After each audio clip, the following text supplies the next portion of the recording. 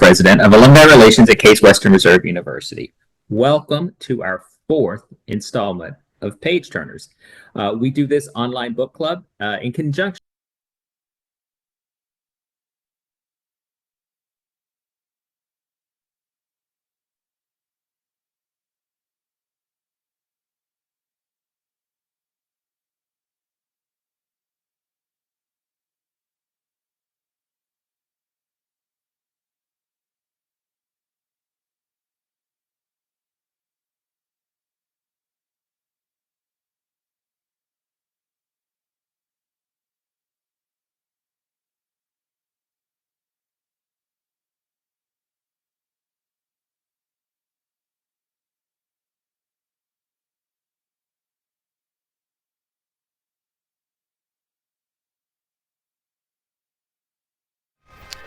Yes.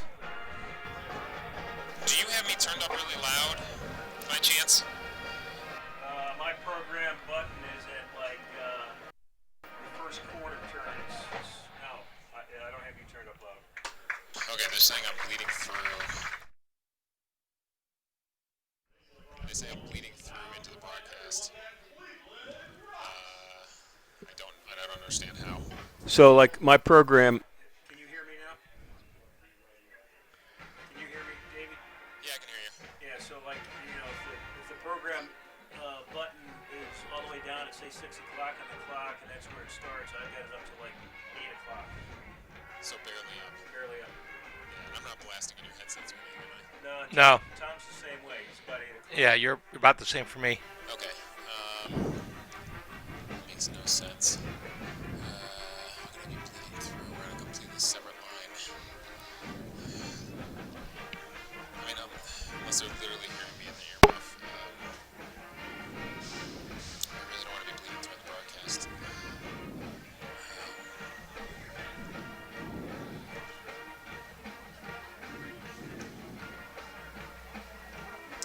Okay, I'm downloading the Coach's Show right now. It's got about another few minutes left to download onto my laptop, and then we can actually play the Coach's Show. If we're going to have enough time here. We're about 10 minutes, I think. We start at 6:50. And just to let you know, Davey, the camera here in the booth is like pointed at the scoreboard. Yeah, I'm going to fix it. Right. I'll send someone to fix it. Do you want us to prepare to do something on camera at the beginning? No, not until I get someone down there to fix it. Okay.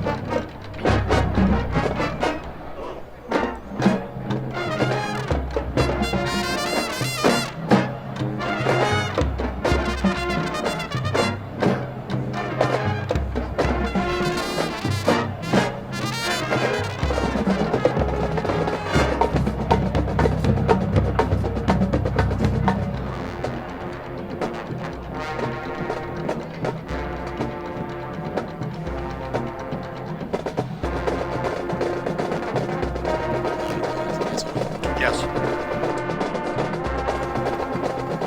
That's making a difference when you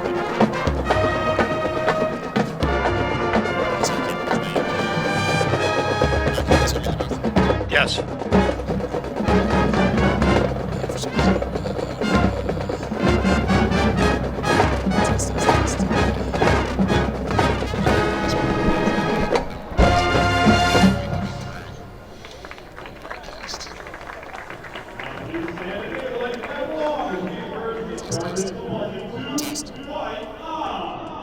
for some reason, Gotcha. I can hear you. Test. I'm seeing if the meters are moving at all when I talk. Test.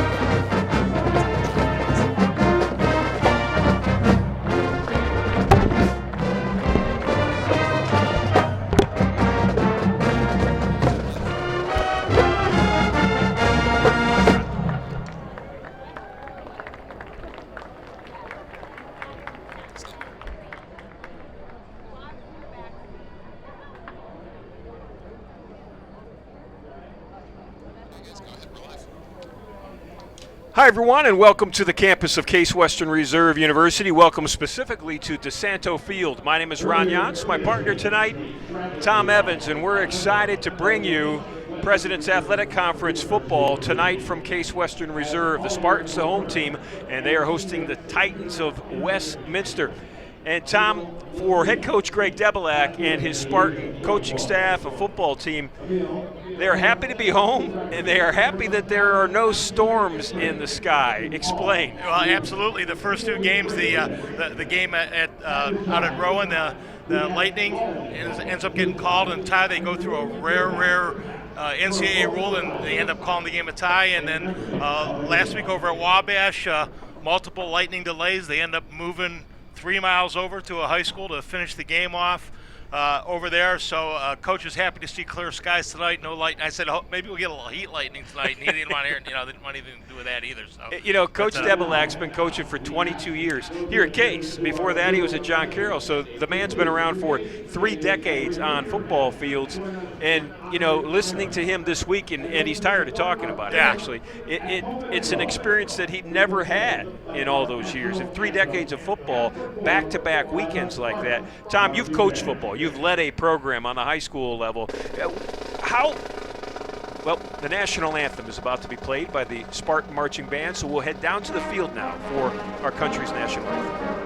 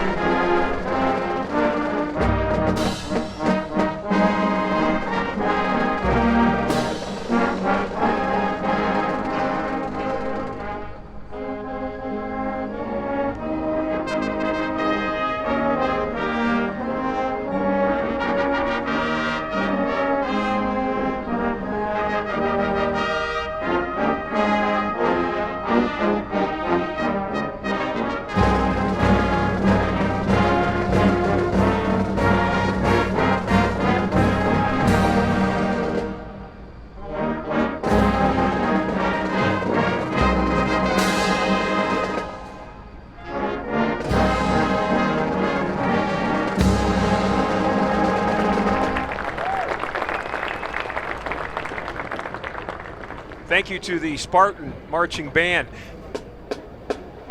John Schwartz, our Vice President for Broadcast Communications at Case Western, had a chance to sit down with Coach Debelak, as he will before every home football game, to talk about the last 2 weeks and to talk about tonight's football game. So let's go to that interview right now with John Schwartz.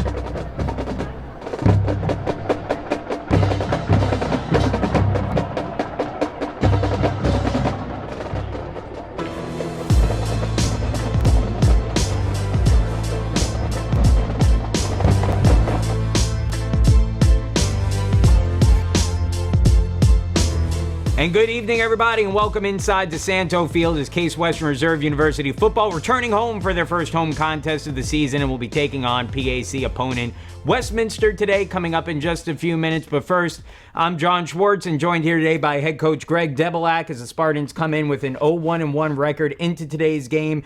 And Greg, there's so much to talk about over these first 2 weeks, but if you can first give us a little bit of an overview. I imagine in your career, now 22 seasons here, but long beyond that in terms of playing and as an assistant coach of John Carroll, I imagine you've never quite had a 2 weeks like this. No, and this will be the last time I will talk about it. I've had a ton of calls from coaching colleagues and just commiserating. Like, man, I can't believe you guys had to go through that. And yeah, it's unprecedented, and learned a lot about procedures and what happens when games don't get finished. And but I thought the players, coaches, and staff handled it, tremendously best they could.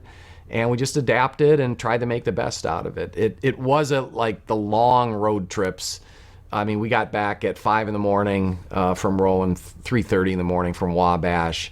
Not something you want to put your guys through, but hey, we adapted, called Sunday off, gave them time to recuperate, and they responded really well. So yeah, unfortunate, not ideal, but hey, you just take what comes to you and you deal with it the best you can. I think I've said the phrase rule 3.3.3.A more times than I ever would have imagined in my life.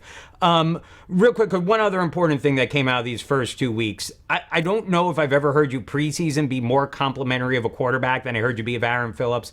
Obviously, just heartbreaking what happened to him in the first game.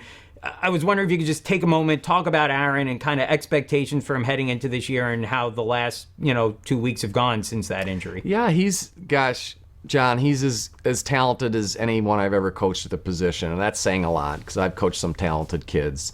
And our whole offense was based around his skill set, which is vast. He can do so many things. So, and one of the biggest things that gets overlooked is leadership. Boy, he's our leader. He's our captain. And that role's not going to change. And he bounced back very quickly. If anyone who wants to look up his social media post, it was just a great statement on, hey, he's moving on, and he has another challenge that he's going to take on, and he's getting on with it. He doesn't feel sorry about it because it is heartbreaking. He's had a tough go injury-wise. So he will obviously be missed on the field. We look forward to having him as a leader and a big part of our team as we go through, and we'll see what the future brings. He does have opportunities to play because of redshirt, and we'll see where that goes.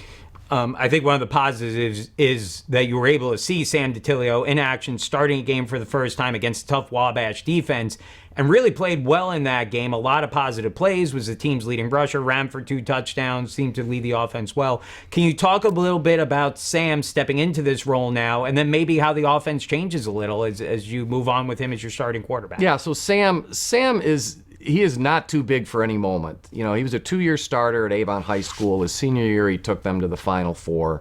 He has played against great competition. He is made for being a leader and being in the spotlight. So no problems there. Nothing's going to rattle him, shake him.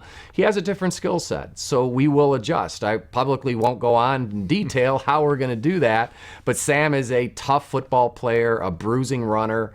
Very smart. We can put a lot of the decision-making in his hands on the field. So there's a lot of positives about what Sam brings to the table. But he's just going to be different. We don't expect him to be Aaron. We expect him to be the best version of Sam. Defensively, team's been off to a pretty good start so far, I think, especially in the game against Rome, but, certainly up against Wabash, especially up until the point where, the venue shifted. But can you talk a little bit about the defense, maybe in particular the secondary, which looks fantastic so far this year? Yeah, so defensively, and the Aaron injury, and it should get a lot of attention, but we've had some guys go down on defense too. Hey, it's football, it's the nature of the game. So that's kind of an ongoing process of what works there. The secondary has been really good. I think we have some excellent players back there. OC is as good as any corner in the league. Jake Kavsick is a fantastic football player. And we have a good coach in Jeff Ramsey. So we have confidence in those guys. Our concerned going into the season would be a very inexperienced defense and small defensive line.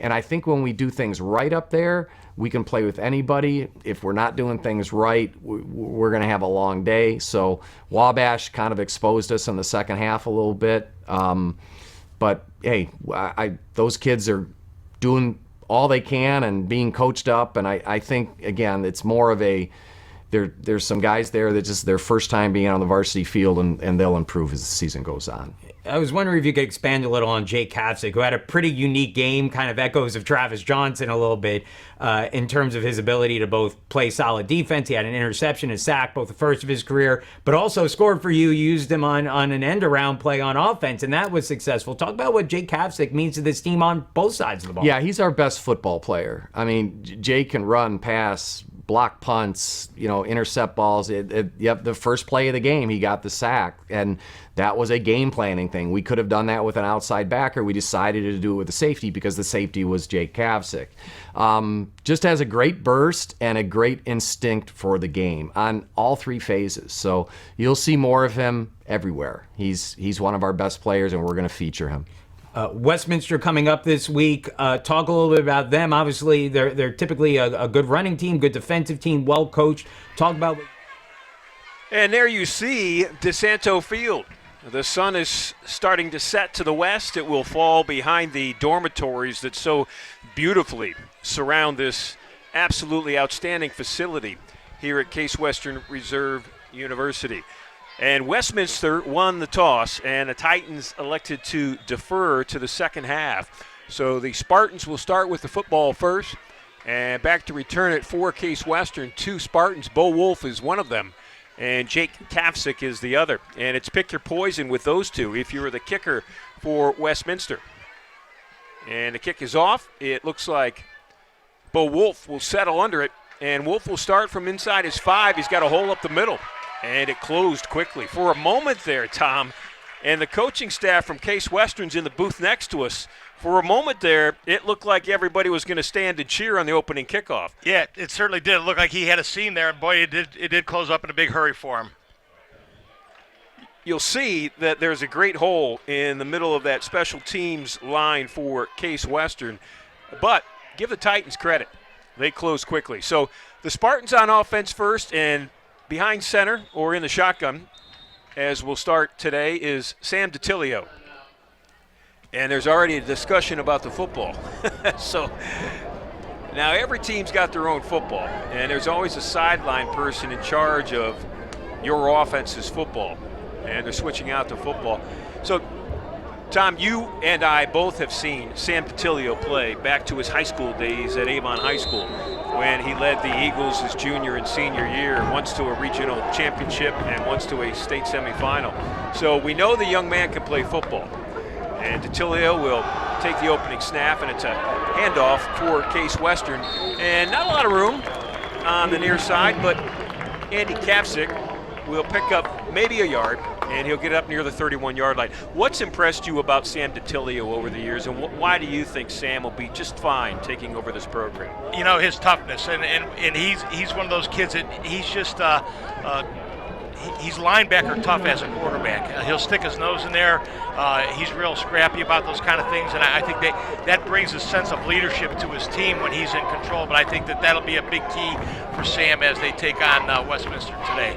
It's 2nd and 9. DiTilio will throw it, and it's complete near side and run out of bounds at the 35-yard line. After bringing it in for the Spartans is Brian Caldwell. Caldwell, a grad student out of Philadelphia. And, of course, if you're brand new to the situation at Case Western Reserve, Aaron Phillips won the starting job out of camp. Coach Debelak, who doesn't use praise without, really meaning it, talked about Phillips being one of the greatest quarterbacks that he's been around. And Debs has coached a lot of great quarterbacks here at Case Western. Phillips got hurt, season-ending injury in that first loss to Rowan. This is DiTilio on 3rd and 4, and Sam's not going to get even close to a first down. So that was a design draw from a running back or a quarterback who can be a running back when you need him. DiTilio knew he had to tuck that one up in there pretty quick. The outside linebacker had stepped up on the line of scrimmage and was coming quickly on that one. So the Spartans are going to punt it. Nick Delfo will settle in to punt it, and Bright Cannon, a sophomore, stands at his own 28 for Westminster. Spartans 3 and out on their first offensive possession. Delfo shanks it, and his punt lands out of bounds near the 50-yard line. We'll see where the officials will mark it. They'll mark it at the 45, so that is not a good start for Case Western. 3 and out offensively, and then a bad punt. And the Titans will have it 1st and 10 from their 45. So Westminster, Tom, comes into today's game, 1 win, 1 loss. They started the season at home, and they lost to Marietta 12-8. I mean, that was a low-scoring defensive battle. They switched quarterbacks, and last week at Franklin and Marshall, they won by 3 touchdowns. And their new quarterback is the young man you see with his hands in his back hip right now. That's Sean O'Shea. O'Shea will throw it. O'Shea's going to run it, and he's got a lot of room. A lot of room. O'Shea with a nice move up the sideline. And O'Shea's going to get run out of bounds at the 30-yard line. Tom, he made a decision real quick. He saw nothing right away and just decided to run to that area on the field, the near side, where nobody was at. Well, a lot of man coverage in the secondary too, so Case doesn't even get to pick. Case West Reserve doesn't get to pick him up until he's probably a good 12 yards downfield before Phil Laverty can push him out of bounds. So 1 play, 25 yards, and the Titans find themselves at the 30-yard line. O'Shea will throw it, quick dump pass, it's complete to Bright. Bright Cannon runs it inside the 20, and Cannon's out at the 18-yard line. Cannon, as you can tell already, he was the punt returner. He's a wide receiver on offense, just a sophomore, and is really kind of an electric type player for head coach Scott Bensel. These two teams in the preseason poll were picked 3 and 4 by the media. Westminster 3 and the Spartans were picked at number 4 coming in. That was obviously before the injury of Phillips at quarterback. Westminster moving the football. They'll try it up the middle, and this one's going to get broken outside, and there is room outside, but there is a penalty flag down. That one's going to come back for holding. Big number 56, Braden Mika, gets up and tells the referee, "That wasn't me." Referee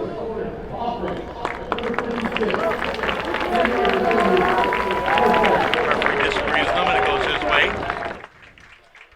That offensive line for Westminster, let's take a look at it. They go left tackle, 6'3", 300-pound senior Dante Campani. Right guard Kyle Crown, 6 foot 260 junior. The center is Jack Kreider, 6'3", 315 junior. Gage Dagonski, the right guard, 6'2", 275 senior, and then Ashton Ames, 6'1", 270 sophomore. So there's some meat up front for Westminster, and they're going to try to run behind it, and the quarterback will fake it. He'll run it himself, and he's all the way down inside the 10-yard line. That's O'Shea, who came into today in 2 games with 16 carries for nearly 200 yards. And he's probably got at least 35 so far on 2 carries in this opening drive. Maybe more than that. Great job by O'Shea pulling that out there. Nothing on the outside for him until they got down to inside the 10-yard line.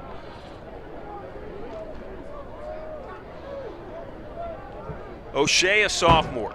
He took over for Ty McGowan, who was a senior that started that opening game in Marietta. That was a quick pull on a quarterback. He's a read pass option guy. Clayton Cannon gets the handoff. That was one of those where he handed it off to Cannon and almost pulled it back out. He wanted it back, and Cannon was already a step into the line of scrimmage. They're trying to make a cut. Opening drive for Westminster. Home opener for Case Western. Started in New Jersey, then Indiana, Rowan, and Wabash. Finally home. Looking, throwing, complete near the goal line, and a nice hit and stop by Tyler Fickus for Case Western. Fickus comes up pretty quick, prevents the touchdown there. 3rd and goal from about the 1.5 yard line. Offensively this year, this has been a running football team, albeit 2 games. They average 180 yards a game rushing and just 90 passing. You gotta expect them to run the football here, and it could be O'Shea, the quarterback, that does it. Got a couple of big blockers in front of him. He'll do it, and he's in for a touchdown. That one was as advertised. Boy, big Dave Whidden, freshman tight end they put in at fullback there, and he just leads up through the hole, and O'Shea gets behind him, and he walks into the end zone. So it's a touchdown on the opening drive for Westminster. It was set up by a poor punt by Case Western that gave the Titans the ball at their own 45, and it didn't take them long. In for the extra point is Andrew Carana. Kicks up, and kick is good, and with 9 minutes and 51 seconds left in this first quarter, it's Westminster 7, the Spartans nothing. We'll be back.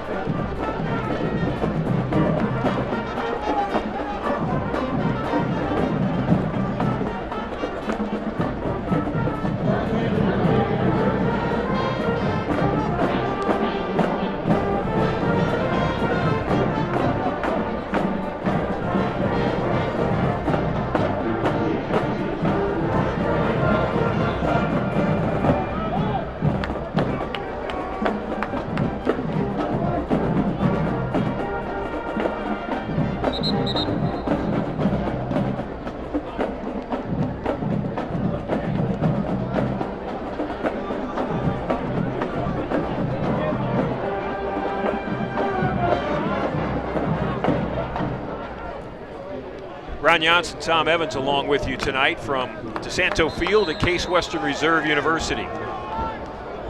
President's Athletic Conference opener for both teams, and Westminster impressive early. They stop the Spartans on 3 and out, and then they go down and score on a 55-yard touchdown drive. This will be Kavcik, and he'll take it up over the 20. He's got room. He's got a lot of room. There's a penalty flag down. Kavcik's going to go maybe all the way for a touchdown, but this is all coming back.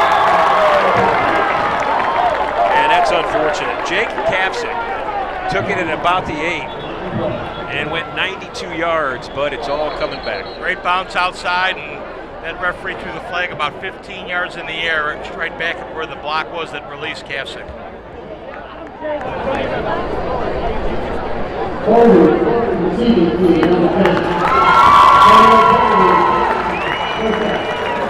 So the holding is on Case Western, and a 92-yard kickoff return for a touchdown is wiped out. But we got a peek of the weapon that the Kavcik brothers can be. That was Jake. He, along with his brother Andy, are pretty talented, and they're just sophomores. So the Spartans with it at their own 15-yard line. DeTilio will hand it off, and nothing going on the right side of the line for Case Western. That's Gene Gary Joseph coming up from his defensive end slot to tackle Case Western for a 1-yard loss. Fifth-year senior wasn't fooled on that one. This defense, rush-wise, Westminster in 2 games giving up 150 rushing yards a game. So it certainly can be run on. DeTilio to throw. Over the middle and complete. Making a nice catch was Brian Caldwell. Caldwell came back for it, slid to catch it, but he held on. See if they can get in front of the sticks here on first down. They're going quick. DeTilio to throw, a little bubble screen set up near sideline, and the Spartans will pick up maybe 5 yards. Nice little quick pass to Will Stack. They're up to the 33.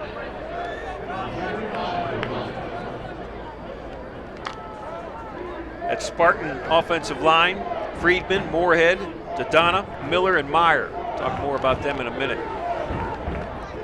DeTilio, the junior quarterback. Westminster shows blitz. Here they come. DeTilio gets it out quickly. And it's a quick pass to the 38-yard line near the first down marker. That's Dylan Cave with the catch. So, Tom, Sam DeTilio, although he's a running quarterback, I think at heart, he's got 4 or 5 guys that he can throw to. Wolf, Cave, Caldwell, O'Brien, Stack, and that's not even including the Capsick brothers out of the backfield. That's helpful, isn't it? And he's doing a great job of reading coverages. When Westminster's off of some soft coverage, he's taking that easy, that quick out on that. When he's coming up with press coverage, that's when he's looking to go across the middle. Sam looks to his right where he sees 3 wide receivers. And there is one back in the backfield. That's Andy Capsick behind his quarterback. And Andy's going to get the handoff. Andy across the 40. And he falls forward to the 43-yard line. First down's important, isn't it? Absolutely. Obvious statement, but you pick up 4, you got to like that. Yeah, get in front of the sticks. You know, that first series they didn't and ran into some trouble, but you got to get in front of the sticks on first down. That keeps you on schedule. You hear the coaches talk about being on schedule a lot. That keeps the entire play card open to them on second down. Tom, I asked Coach Devilak this week in preparing for this football game if there's a timeline that he felt as Capsick's in motion, DeTilio will throw. Here comes the rush. Sam's in trouble. He's bottled up and he is hit hard. He's down at the 43-yard line. He gets back to the line of scrimmage. But he's a tough kid, as you pointed out. If there's a timeline when you have to make a quarterback change in week 1, and Coach Deb said he didn't really think so. He says because each week we plan for a different opponent, and each week we put in things that we think we can use to beat that opponent, and those things are oftentimes based on, our quarterback or our skill set. So he didn't think it was a huge hurdle to have DeTilio, develop into the quarterback that will lead this team the rest of the way. Sam's in trouble again. There's a face mask. Sam got pulled a couple of times. He's still running. He straightens out his helmet and he tucks it. He's tackled at the 41. But the Spartans are going to pick up 15 yards on a face mask by Westminster. And you had talked about how much he likes the quarterback room. So this wasn't an issue of not having any faith in Sam DeTilio. Phillips had won the job, and I think he's got several quarterbacks in that room that he likes. He likes what they bring to the table. So it's a matter of building that game plan around him and getting ready to go. That's going to be an automatic first down. And you're right, in the past, and most recently, the past 3 years, there have been times that, by design, Coach Devilak has played 3 quarterbacks. There's always been the quarterback, but then there have been 2 other guys who have had certain packages or who come into the game in certain situations. And DeTilio was one of those guys in his freshman and sophomore year. Now his junior year, and he is a starter. And DeTilio looks comfortable back there. There's no apprehension by him whatsoever. He's in control of this offense right now. Well, it's funny because I asked Coach Devilak about Sam's makeup, and he said, Sam led his high school football team at Avon to a regional championship and a state Final Four in a big-time program. He gets sacked here. He's all the way back to the 46-yard line. That's Dylan Sleva, number 44, the outside linebacker, who, by the way, leads all of Division III in tackles. He's got now 39 in what is just the beginning of his 3rd game. But Coach Dev said, listen, no moment's going to be too big for Sam DeTilio because of his makeup. He's not rattled there. And Westminster's bringing the heat, so if Sam's not getting his first read on the throw, then it's collapsing quickly on him. 2nd and 17. Spartans with a long way to go. Down 7-0. Quarterback draw. A little bit of room. And Sam gets across the 50. He's down at the 46-yard line. So he'll pick up a couple, but it's going to be 3rd and long. Pick up that sack on first down, and that defensive line, which is already pretty ferocious, starts pinning its ears back and really comes at you hard. You've got to keep them honest on first down. 44 is the guy to watch on defense for Westminster. Outside linebacker Dylan Sleva. He's a senior. 38 tackles in 2 games coming into today. Leads the nation. He also has an interception, and the Spartans have just shot themselves in the foot again. This has not started well with mistakes by Case Western. Well, a big holding penalty on the kick return. That time the left tackle gets a jump there. And a really poor punt first series. That's Caldwell coming back into the game, Brian, number 81. And he has been active in now the first 2 series. He's had a catch in each series, and he'll come out split out wide to the right on the bottom of your screen. Spartans need to get all the way down to the 34, so Tilio's got a lot of work to do. Sam looking over the middle, nothing there. Now throws over the middle. Pass is complete near the 40 and up to the 41-yard line. That's Andy Kavsik. So here's a decision, Tom. Maybe ball's at the almost 42-yard line. You need almost 8 yards. It's 4th down. You're going for it? Yeah, absolutely. And I was going to say before that, I said if he gets inside, if he gets down around the 40, I think this is 4-down territory. He's at the 41.5 right now, and 4th and 7.5 or so. They're trying to get a play call in right now. The coaching staff agrees with our coach here in the booth. Spartans are going to go for it. And a timeout by Case Western. We've got the Spartan coaching staff, the coordinators in the booth right next to us, and we could hear them pounding on the window, calling for that timeout. Something about that setup they saw something they didn't like when they came to the line of scrimmage on that one, for sure. We'll take a moment. We'll be back.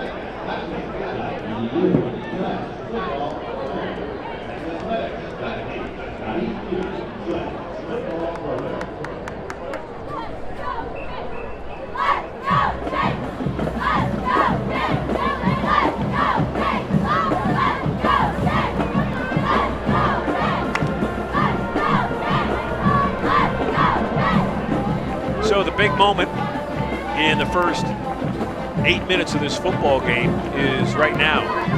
Spartans down 7. And it's 4th and 7, a long 7.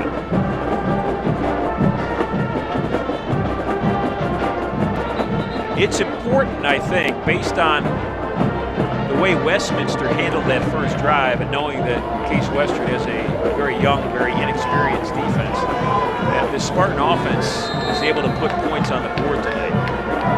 So here's a big moment.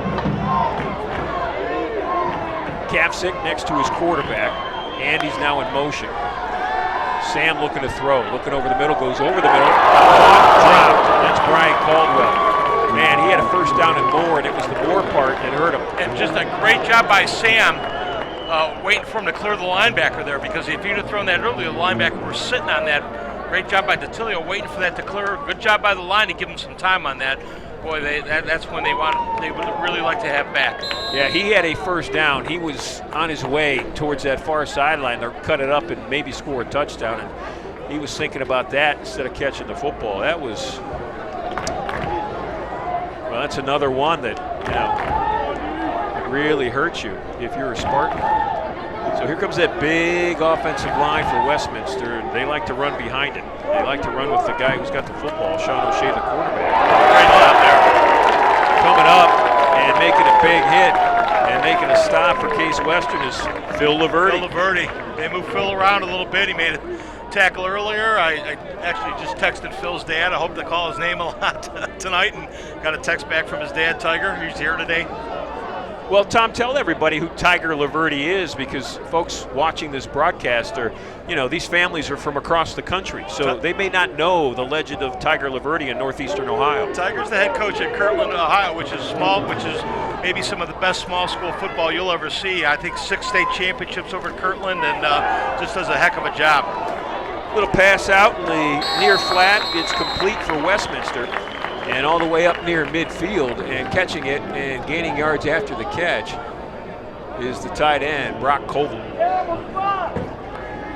So the ball's marked at the 49, and that is dangerously close to a first down. So Tiger's son, Phil, is the outside linebacker, a junior. Where's number 14? Running down here for Westminster. Hand off to the first back through. It's a first down, but not by a lot. But all they needed to do was get about a half yard, and Demir White picks up 2. They'll move the chains. I think it's important that the Spartans really do a nice job of rotating defensive linemen, because this is a big offensive line by Westminster, and they're going to really try to wear down that Spartan defensive line. Well, coming in, the word on Sean O'Shea, the quarterback, he's really good at the zone read. Now, they made a quarterback change after the Marietta game. They went from 200 yards in offense against Marietta, made the change. They had over 400 yards in offense last week in the win over Franklin and Marshall. A lot of credit goes to this young man with the football, and he's going to get tied up. He did not get outside that time. No, he got happy feet there a little bit. He kind of double pumped on that and a little late trying to figure out how to run the ball. Good job by the Spartan defense running him down. So it's 2nd and long. Ball's back at the 49-yard line. It's recruit night here at Case Western. 38 players from across the country, high school seniors, soaking it in here at DeSanto Field on a night game. It's a beautiful Couldn't pick setting. a prettier night for it.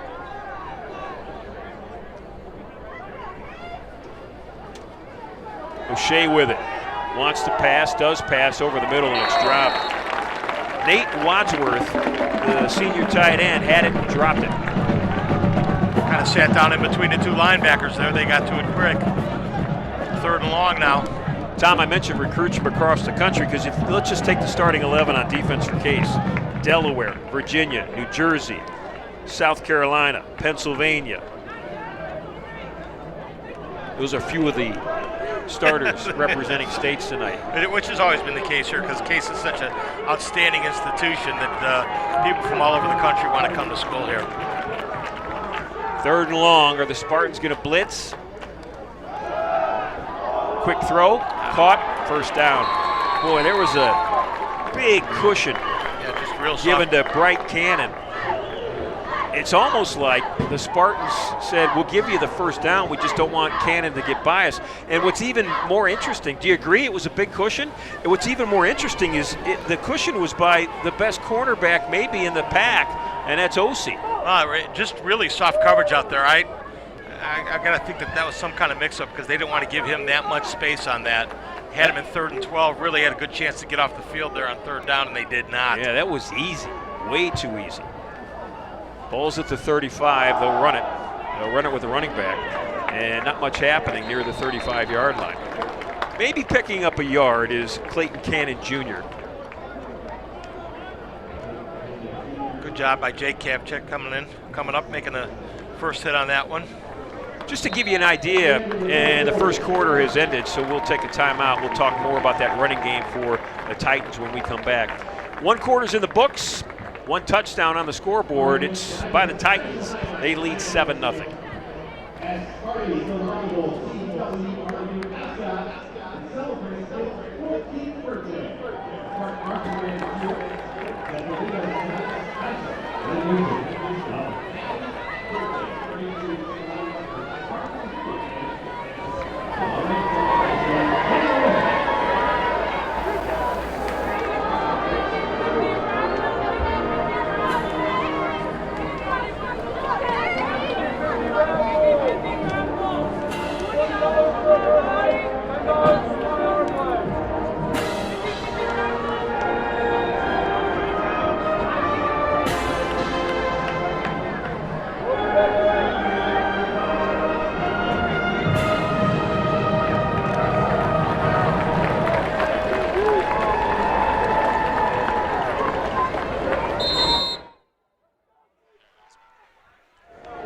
Tom, you and I looking at those 1st quarter stats. We'll get to them after this play. It's 2nd and 8 for Westminster. I was talking about their running game. It's all really on the legs of the quarterback, the way they've got it set up. And I'll give you some data on that in a moment.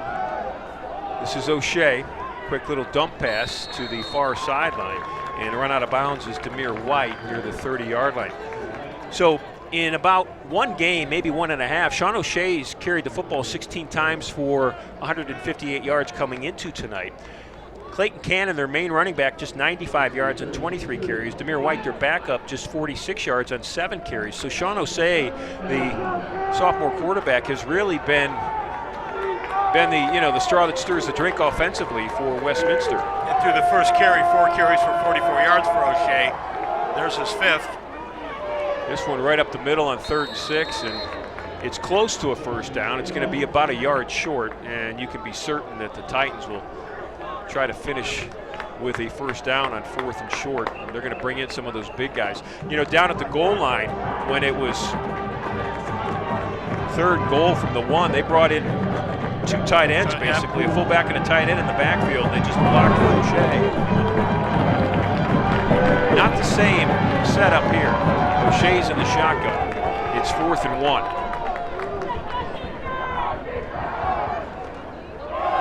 First back through, and muscling his way for a first down is Clayton Cannon Jr. Cannon does a nice job of fighting for that first down because the contact was made behind the line of scrimmage on that one.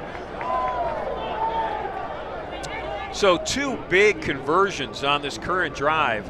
That one there, 4th and 1, and then the 3rd and 12. That was really, really tough to take. Jack Griffiths made good contact on that, but too much forward momentum by Cannon just drives him forward to get the extra yard and the first down.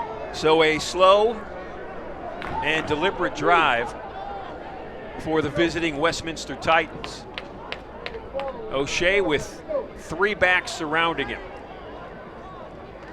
He'll throw it. Out of the backfield open, Bright down the sideline makes a move. He's inside the 5. He's still fighting. And Bright Cannon finally brought down at the 3-yard line. He came out of the backfield. What is that?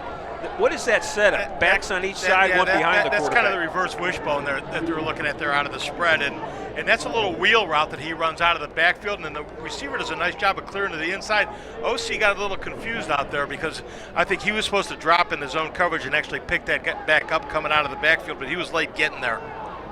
So it's 1st and goal for the Titans. They're at the Spartan 3. And the handoff, pushing the pile and into the end zone for second touchdown of the night. It's Clayton Cannon Jr. Second Titan touchdown. Boy, that drive was a statement. They did what they wanted to do, like impose their will. Yeah, that was, we're going to come out and punch you in the mouth and see how you react to it, and we're going to find out what the Spartans are made of here, because that was just a punch in the mouth right there. That was just, here we come, we're coming right at you. We're going to see what you got.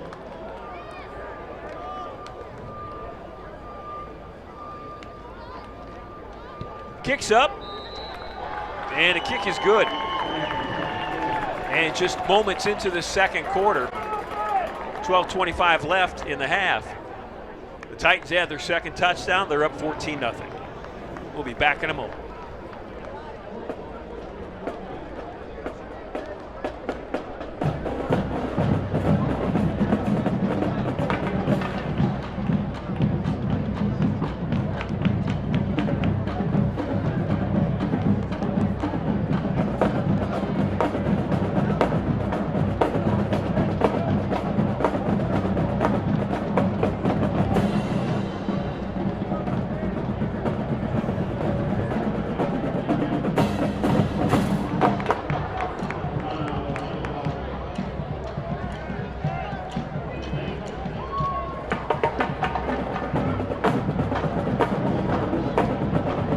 It's 14-0 here from DeSanto Field. Westminster with the lead. The last time the Titans lined up to kick off to the Spartans, Jake Kapsick took it 92 yards for a Case Western Reserve University touchdown that was called back on a holding penalty.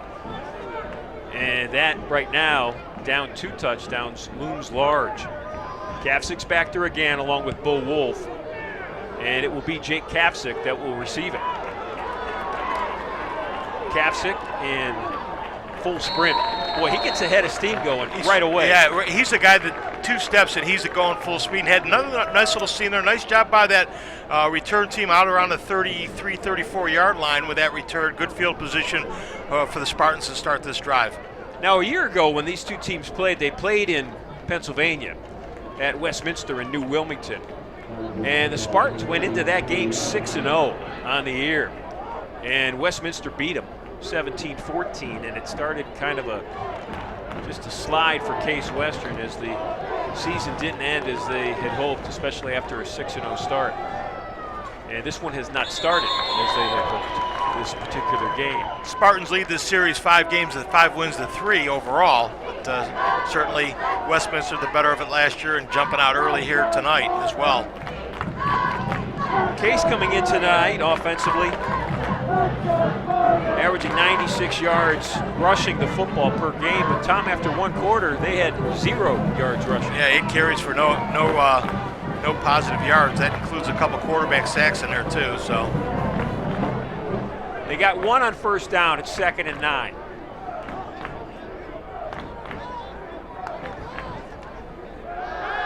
DeTilio to throw, looking deep, going to throw in and out of the hands. Boy, there's another one. Bo Wolf.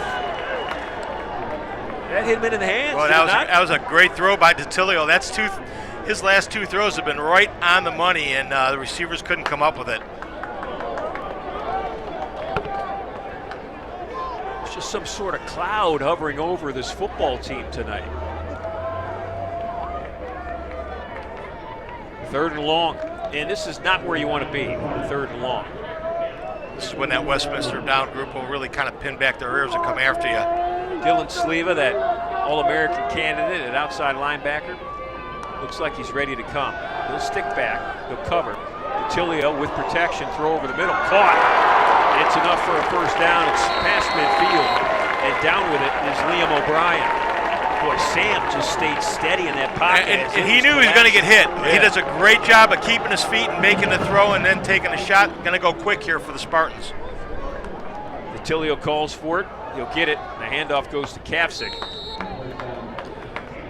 And Kafsick's up to the 41-yard line. The Spartans will pick up 2. The Spartans were trying to get a playoff before the Titans could make some personnel changes. The Kafsicks, Jake and Andy. And it's Andy out there right now, number 30. Jake's number 15. Identical twins. Grew up in Kirtland, went to Gilmore Academy, played their high school football in Gilmore. Coach Debs was telling me they're so alike in everything that they do, including their talent on the football field. He plays them a lot, and when one gets tired, they run off the field and they say, "You're in, bro," meaning my brother. Jake says it to Andy, Andy says it to Jake. DeTilio with pressure. Sam's going to have to run out of it. Sam's just going to throw it back against the defense, and it's caught. How about that play? DeTilio with patience. Bo Wolf finding a spot in the defense, and Sam caught him. And he does what coaches tell you not to do as a quarterback when you're rolling to the sideline to throw the ball back into the middle of the field. And Sam got his outside foot planted, made a good throw, put some heat on that one, and his receiver came down with it. Tom, huge drive here. I mean, think back to that 3rd and 9. Spartans had to get it or they're 3 and out again. They got it, and this drive continues. And they had all sorts of, I think, alignment trouble. Well, indecision getting set up there, so coach takes the timeout, doesn't want to be 1st and 15. Tom, let's go inside the headsets of a coach right now for a second. And, you know, I'm not asking you to say what Coach Devilack should do because he's a legendary coach here. 22 years, 9 conference championships, 6 tournament NCAA bids, but he's got a young team this year. And how do you see him handling, you know, the, I guess, psyche of a young football team? You know, you've got to make sure you keep them, you know, confident even when they're struggling, correct? Yeah, absolutely.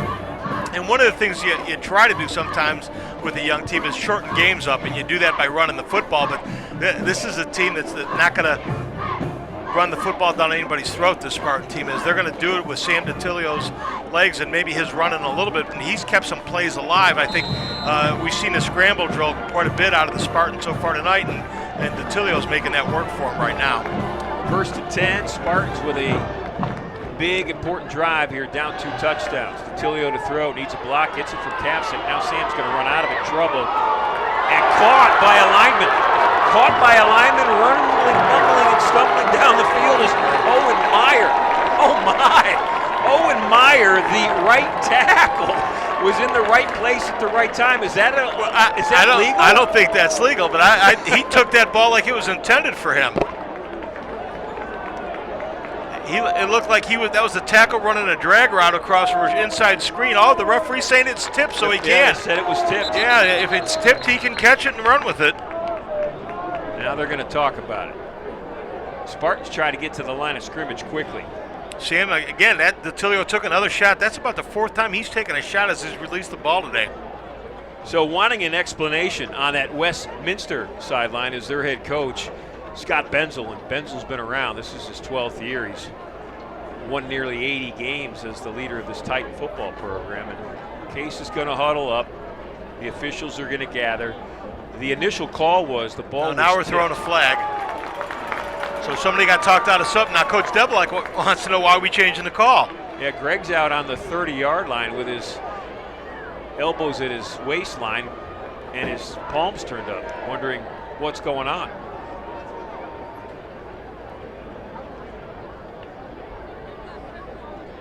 And I think we're about to get the call. Here it is.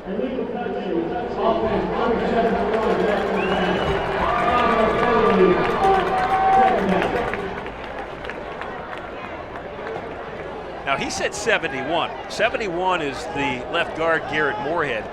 I thought it was 77. It was 77. Owen Meyer. But a 7 could certainly look like a 1. That's when you're alignment, you don't care that they screw the number up when they announce it. You're okay with that. Well, that's unfortunate. It's now 2nd and 15. The ball's all the way back to the 36-yard line. Kafsick brothers are bookending their quarterback, Tatilia. Set up a screen, and Sam just throws a bad pass to Jake Kafsick. And that's the first time we've seen Sam really rush one tonight. That's the screen, so guys are coming, and they had it set up pretty well over here. I think Sam's just got to take his time and make sure he delivers that ball. So it's 3rd and long again. Last time it was 3rd and 9. Spartans got it on a pass over the middle to Bo Wolf as Tatilia was running far right towards that Westminster bench, threw back across his body, back against the defense, and Wolf was there. They'll need another big play here.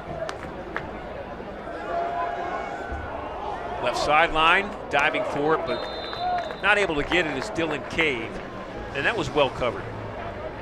If that pass gets in there, and it almost did. Yeah, he threw that between some coverages there. That was the corner release into the safety right there, and Sam threw it the only place where his guy would have a chance at it. 4th down, they're keeping the offense on the field right here. Well, you're down 2 touchdowns. There's 2 ways of looking at this. You try to punt it, get it inside the 5, and then hold them, get it back, and get great field position. Or try to inspire your team, go for it. They need to get to the 21. Tatilia will throw it. Tatilia with time. Pass over the middle, caught, but well short of the first down, then dropped. They'll say it's, I think they're going to say it's a catch, which is actually good. I think we had a catch and a fumble on that one, so he got the ball back Gives himself. him the ball to 28.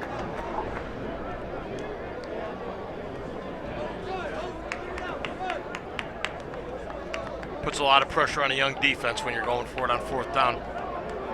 But the 28's better than the 46, right, or the 42. Without question, yeah.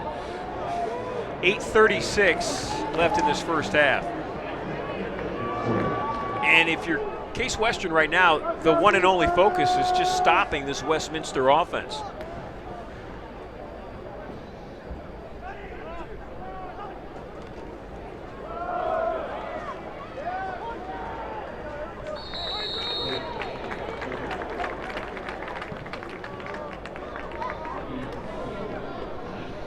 Give to Cannon inside. 35, and your shot right there for Case Western is Vinny Hack, their outside linebacker.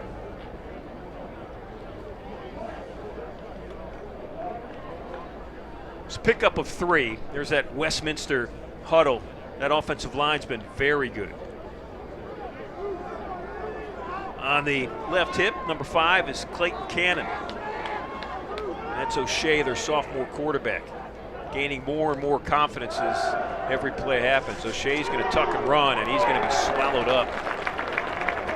Spartan defense is going to get to him quickly. That was Joseph swarming for the tackle. And what we see from O'Shea is he looks for that first read. If that first read's not there, he likes to tuck it and go. He's not looking for a second or third read. I think that's a difference between him and Datilio. Datilio can pick up a second and third read on that, but you almost wonder why O'Shea wasn't the starter from the beginning of the year, and I wonder if maybe it was he doesn't protect the football as well as the other quarterback did, but he certainly looks well in command of this offense right now. He's got nearly 50 yards rushing, and he's completed 6 of 7 passes for 66, so he has been their offense, and he'll throw it again. Quick throw over the middle and stepping up and making a great play defensively for Case Western.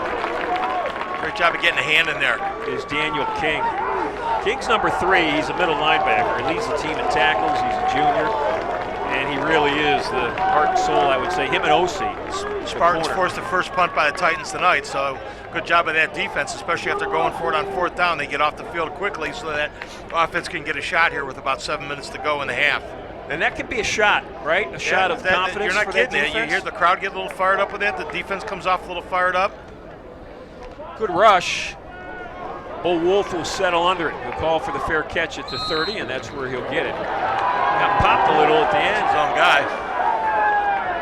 Especially after that last drive, because that last drive by the Titans was so methodical coming down the field. You almost worried that another drive like that starts putting the game away early in the second quarter. But great job by the defense to get off the field in 3. Yeah, you and I talked about the just imposing of the will on that drive. So we're going to huddle up now under Coach Debelak. Debs with the headset on. And that offense is going to try to find a way to finish. They've had moments of sparkle, but haven't been able to really put the finishing touches on anything.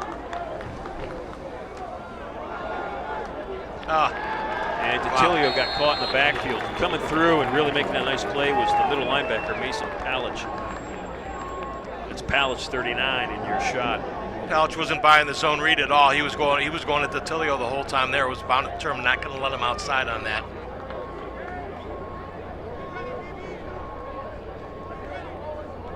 Case Western struggling, running the football. Looking at the updated stats right now, they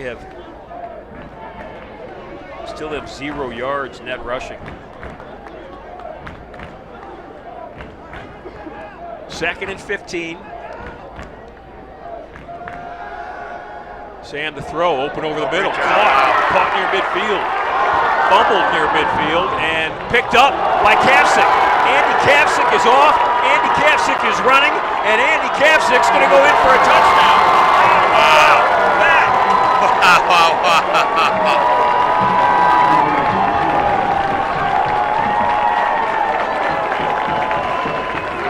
Well, that was sensational. And the receiver just lost his grip on it as he was going down. The ball bounced forward. That was Liam O'Brien there. Great job by DeTilio letting O'Brien clear behind the linebackers, but as he was going down, he fumbled that ball forward, tried to recover it, and spurted out again, and Kavcik picks it up in a dead sprint and gets the touchdown for the Spartans there. That's a 75-yard touchdown for Case Western. It was 2nd and 15, and the kick is up, and the kick is good. And the Spartans are celebrating. That's Gabriel Petrozzi, the kicker, 27. DeTilio over the middle. The pass was caught, then dropped, then picked up by Kavcik. And Coach Debelak, I'll tell you, that Andy and his brother, Jake, they just make plays. You know what? They're football players. They're always around the ball, and you know when you hustle that much, good things happen for you. And that was a hustle play. Kavcik was hustling down. Looked like O'Brien was going to have some more running room. He got brought down, and the ball squirts out. But Kavcik's right there because he's hustling on the play. That's a big boost for the energy, the confidence, and everything for this Spartan football team. And it came on the heels of the defense really playing well and holding Westminster.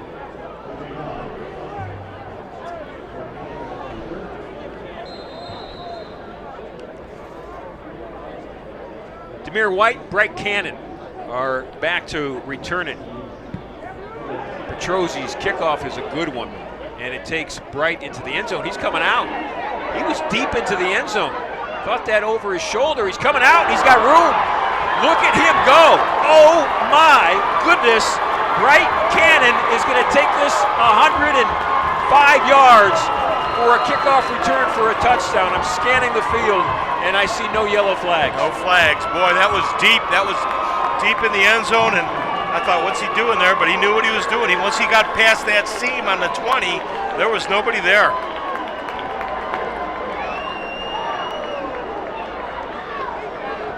Well, that'll burst your bubble. Just when you get some wind back in your sails, that return does that to you.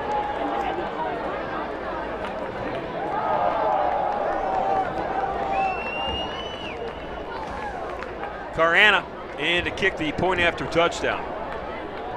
This would be his third of the night. And it's good. That kickoff return took 14 seconds.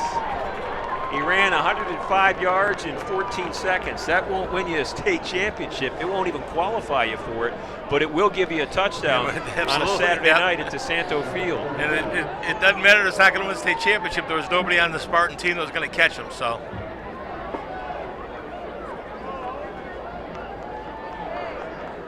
So the Spartans, after defense holds, offense scores big, special teams didn't deliver. It is a game of all three phases. You got to play all three phases, and you know the Spartans earlier had one called back, a nice run by Kavchik too. So advantage to the Titans so far in the special teams play.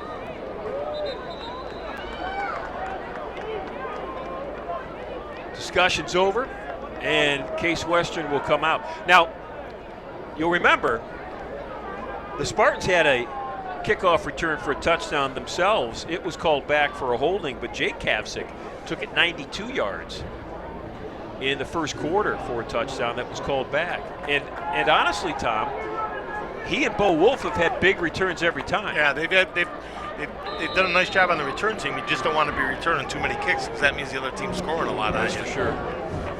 Well, that's one very true way to look at that. So we'll do it again, and Jake Kavcik will take it.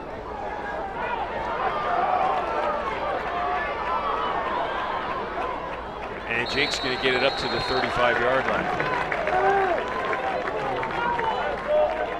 So Case Western has 5 minutes and 40 seconds left here in this first half to try to answer Westminster and get back to within a touchdown. Now, the Titans won the toss. They deferred to the second half, so you know that middle eight that a lot of coaches talk about, the last 4 minutes, 5 minutes of the first half and the beginning of the second half are so important.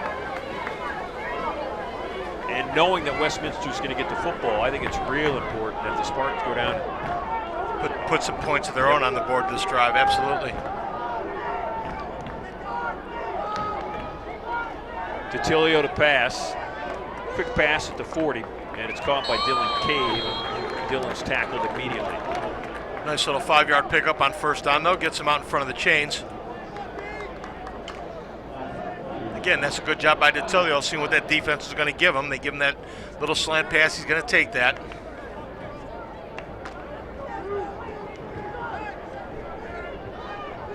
Second and 5 for the team in blue.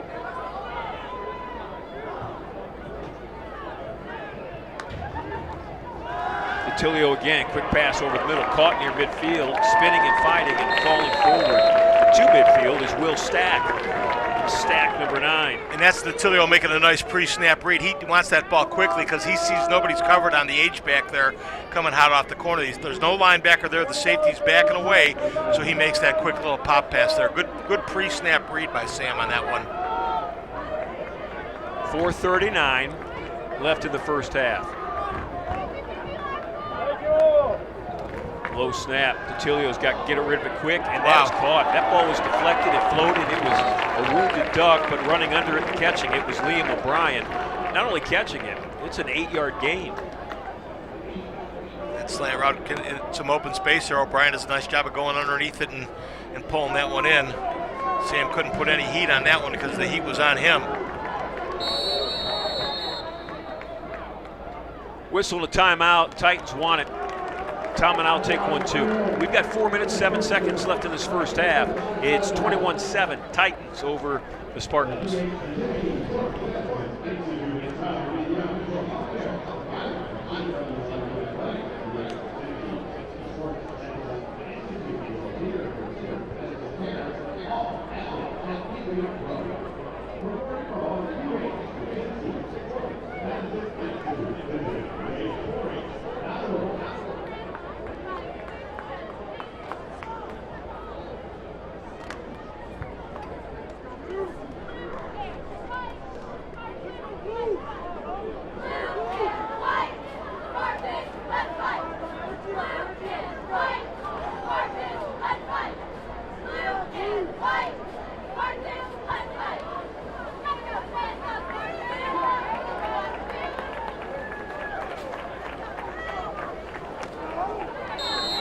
Ball's at the 42. Second down, a long 2. Spartans looking for 42 more yards. Not on this play, but in the next 4 minutes for their second touchdown of the night. That ball's tipped at the line of scrimmage, and it's almost caught after the tip. And coming up, making a real nice play on it was Gene Gary Joseph. Gene Gary Joseph, nice job of getting his hands up. He wanted that pick on that one. Boy, he's a load at 6 foot 270, that fifth-year senior there. Out of North Miami, Florida. Now, Westminster is in Pennsylvania. It's in New Wilmington, Pennsylvania. But there is a pipeline to Florida in this program.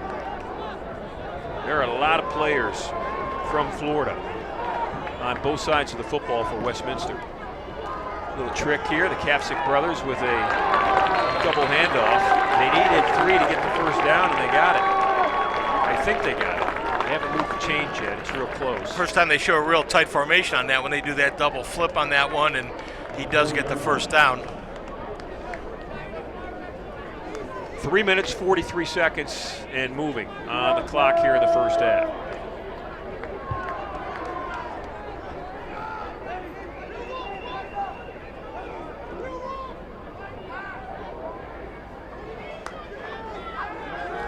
Tilio looking left, goes over the middle, wide open over the middle, 30, 25, 20, needs a cut, and he'll get it, and he'll go into the end zone. It's still in Cave. Cave took a little dump pass over the middle, goes 40 yards for a Spartan score. Dance, Dillon, yes. And that time that got behind the linebackers with that. That's just that's a skinny post route he runs, and the linebackers don't get their drop that time. And DeTilio again waits for him to clear. Nice little throw and catch there. Boy, that is exactly what the Spartans needed. There's a good look at 13. That's Dylan Cave. Cave, a senior. Came into tonight in 2 games with 3 catches. He's had that and more in the first half. This is Petrozzi, and Gabriel's kick is up, and it is good. And with 3 minutes and 19 seconds left in this opening half, the Spartans have pulled back within a score. They are down a touchdown. It's 21-14. Tom? The Spartans with 221 yards of passing already in the first half, so a tale of 2 different teams here. The Spartans really racking up the yardage, throwing the football, and the Titans, they got 61 rushing and 127 passing right now, so they're kind of spreading it around a little bit. 126 pass, 127 total, so really the case outgaining the Titans right now by a pretty good margin, but big special teams play a difference in the game so far. Boy, they really have. I mean, there was a bad punt by Case that set up great field position for Westminster on that opening drive in the first quarter. There was the holding call on a Case special teams player that negated a 92-yard touchdown. And then the 105-yard touchdown that the Spartan special teams gave up to Westminster. You could point to 3 plays that really had, a part of 21 points in this football game. And God bless Coach. I don't know that I would have kicked the ball deep to the Titans after that last one. I might have put one on the ground, but good kick. Bounces itself into the end zone, and the Titans will take over on the 20-yard line. I think Gabe tried to kick it as far as he could. Try to kick it into the darkness of the night. Yeah, he went away from one of the return guys really there. Did. So there's 3:19 left, and that's a lot of time. And Westminster, even though they run first, and they run with their quarterback, they can move the ball quickly through that run. Sean O'Shea will take a look at that Spartan defense, and he'll get the snap from the 25. He'll throw it quick, little bubble screen set up, and it's not set up well. Busting through and playing great job defense. By closing on that one. Was Jake Kapsick. Great job by Jake Kapsick closing in on that one. 7 different receivers for the Spartans so far tonight have caught balls. That's really spreading the ball around for DeTilio. Kapsick, he's a safety. He's a sophomore. They'll blitz him a lot. He wasn't blitzing there, but he identified and reacted quickly and made that tackle for a 6-yard loss. Last week, in their game against Wabash, first play, they blitzed him from the safety spot. He got a sack. The coaches think he can do everything, and he's proven that. Long pass, sideline near Case, caught. How about that? Caught and staying in bounds and running for what will be an 80-yard touchdown. That's Bryce Cannon. He is Mr. Big tonight. 105-yard kickoff return for a touchdown, and that 80-yard catch and go for the sophomore from Parkland, Florida. And OC out there in coverage. Thought he had good coverage on that one the whole way, and boy, that just dropped. He just dropped that one in, and Cannon never broke stride on it. Man. Cannon's 5th catch of the night.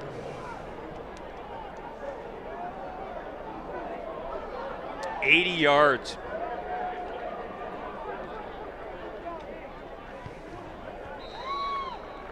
Extra points good, and with 2:25 left in the first half, it's 28-14. In the first half, 42 points have been scored. We'll be back.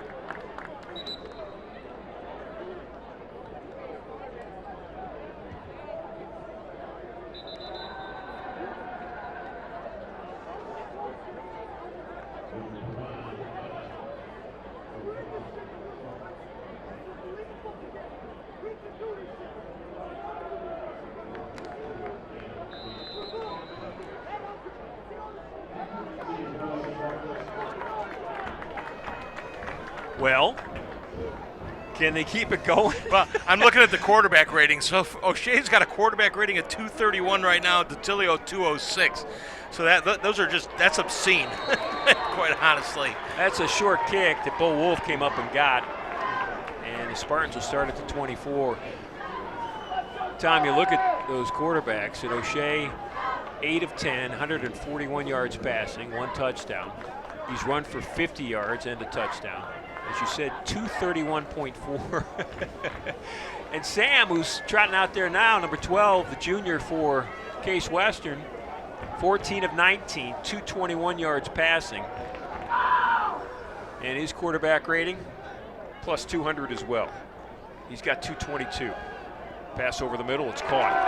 Up near the 40 and down near midfield, so the Spartans are going to get big yards. It's the catch and run by Liam O'Brien. That's about the 3rd time O'Brien's just come clean in the middle. They are not. He's coming out of that slot position, and he's getting underneath, behind the linebackers and underneath the safeties. Pump fake, and it's set up nicely. That pass to Dylan Cave. Westminster, I think. Oh, it's the 2-minute warning. Boy, the Spartans came at him quick and hard and effectively. And they're attacking this cover too. They're putting the safeties in no man's land. That time, that's a deep outside throw. The safety doesn't have time to come over and get to that deep outside, which is his coverage. And then when they're not doing that, they're throwing the ball in the middle, and the safety, that's too far for the safeties to go. The linebackers have to get a better drop on that. And really, Case hasn't run the ball enough to keep them honest, but those linebackers are so aggressive. They want to stick their noses up in there, and they're not getting in their drops, and consequently, that inside slant's been there all night long. DeTilio's done a great job of waiting for his receivers to clear on that, but he's throwing the ball down the middle very, very well tonight. Well, they haven't felt sorry for themselves, have they? No. Case Western. They have, they've said, okay, 105-yard kickoff return, okay. 80-yard catch and run down the sideline, okay. We're just going to keep coming at you. We just got to keep coming at you. Ron Janssen, Tom Evans along with you tonight from the beautiful site DeSanto Field on a very warm late September night. Well, not quite yet late September, but it's moved past mid-September here in northeastern Ohio. It's a great look at DeSanto Field. All those brick buildings you see in the background that line the field are dormitories. There's ivy that grows on the fence line. Sky tonight. I mean, this is a wonderful setting for college football. It truly is. I mean, we're looking at some students across the way sitting out in their patio outside their dorm room, just kind of watching the game from behind the visitors team. It's really there's not many settings like this in college football. First down.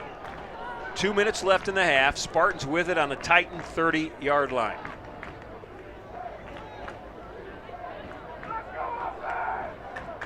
DeTilio with 4 receivers and a running back. Sam looking, Sam in trouble, still looking, backpedaling, and he wisely throws it out of bounds.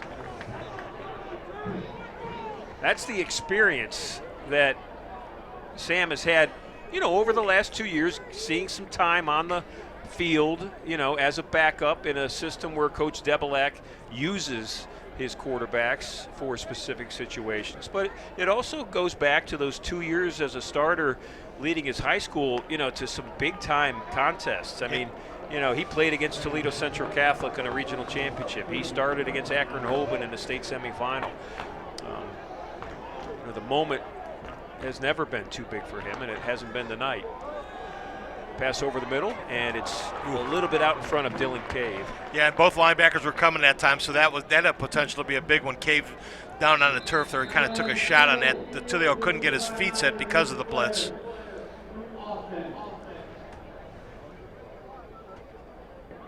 So there's a timeout. Cave is down and being tended to. We'll take one as well. We'll be back.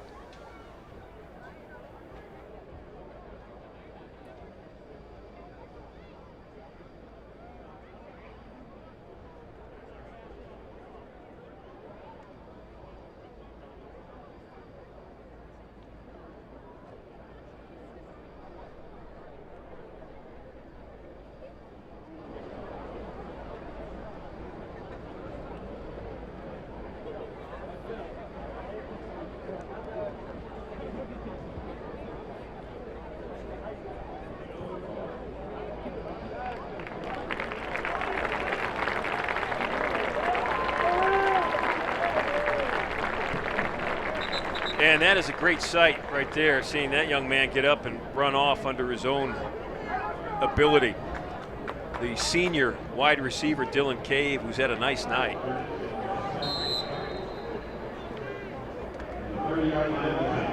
He did something, frankly, Tom, that a lot of wide receivers won't do, and that's, lay out for a pass over the middle. They come across the middle, too. Yeah, you find out what your receivers are made of when you start throwing that ball across the middle, because those linebackers like nothing more than about 160-pound wide receiver to come across the middle because they want to remove their head from the rest of their body at that point.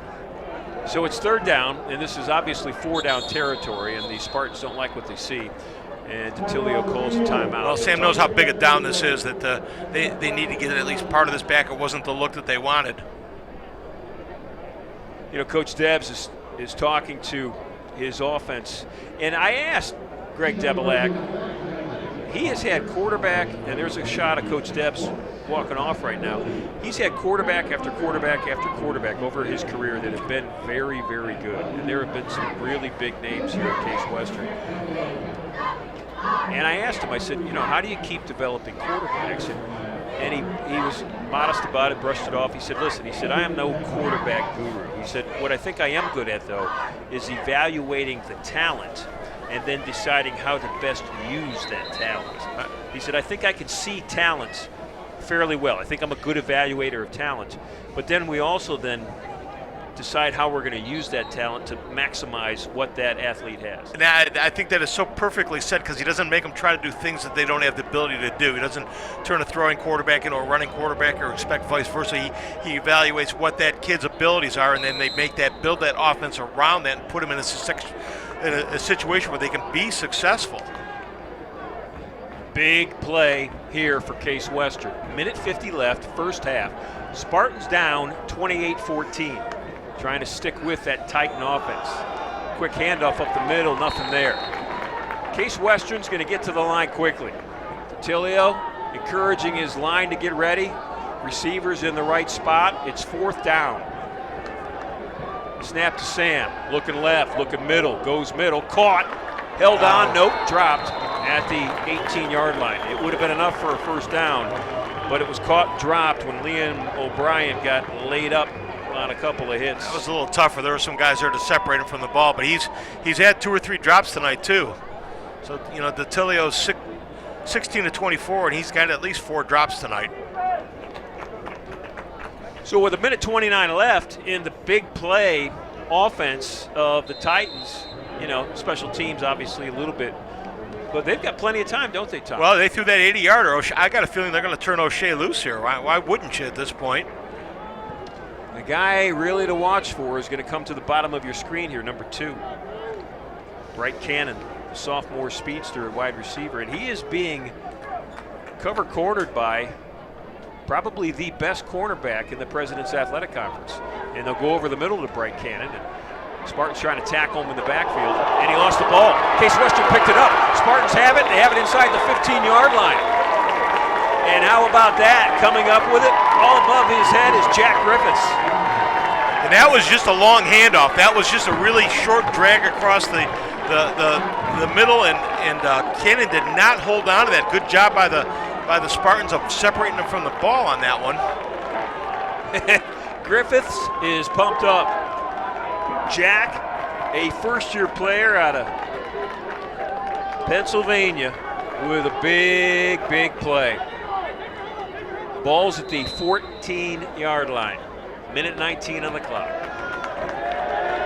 Spartans with 1 timeout left in this first half. Down 2 touchdowns. Huge time for a turnover for the Spartans there. Quickly to the line of scrimmage. DiTilio with the snap, looking right, looking middle. And he whiffed, and he fumbled it. And recovering it is Westminster. Nate Wadsworth recovered it. I was looking downfield. I didn't see I saw the receiver coming open. I didn't see how the ball came out of his hand. It just slipped out of his hand. Yep, he whiffed. He went to throw it, and it just fell right out of his hand. So back-to-back turnovers on consecutive plays there.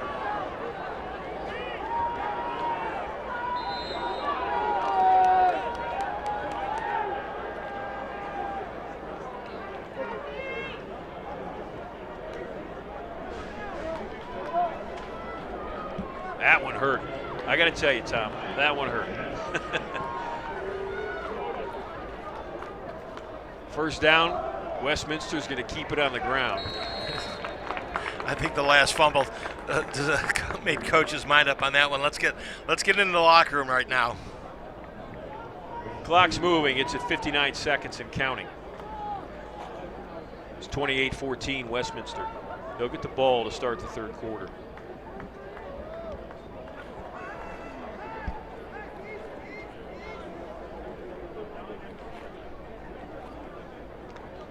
Titans will take the play clock down every time. There's 12 seconds on the play clock. Now there's 10, so there'll be 25 seconds left in this first half when they snap the football. And this play will take us into halftime. Still going, though. What a run by Demir White. It's one of those spins where he never went down on the ground, and he just kept his feet moving. And now Westminster takes a timeout because I think they want to take a couple shots now they've got the ball out around right around the 40. 19 seconds are left. I was premature saying that play would take us to halftime because it turned into more than I think Westminster was even hoping that it would turn into. This has been an odd first half. Yeah. I mean, just so many odd plays.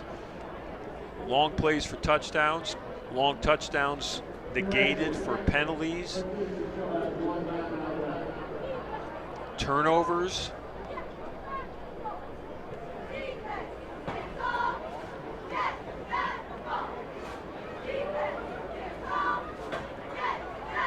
Nice crowd here tonight at DeSanto Field, and that crowd includes some of the young men that this Spartan coaching staff recruiting for next year's first-year class. Coach Debelak told Tom and I, 38 high school players in attendance tonight. They have certainly been entertained. This first half has been entertaining. Yeah, and Coach talked about the recruiting process and the opportunities they were going to have to see some kids this year, so they want to take advantage of this one tonight. 19 seconds left. Westminster at their own 38-yard line. This is O'Shea to throw it near the sideline. That's skipped in. That's an incomplete pass. The clock stops at 15 seconds. 7 is Christian Bailey. Try to pick that off the ground. That's a tough ball for O'Shea to throw. He's rolling to his left, got to square his shoulders up to try to get it out all the way to the sideline on that one.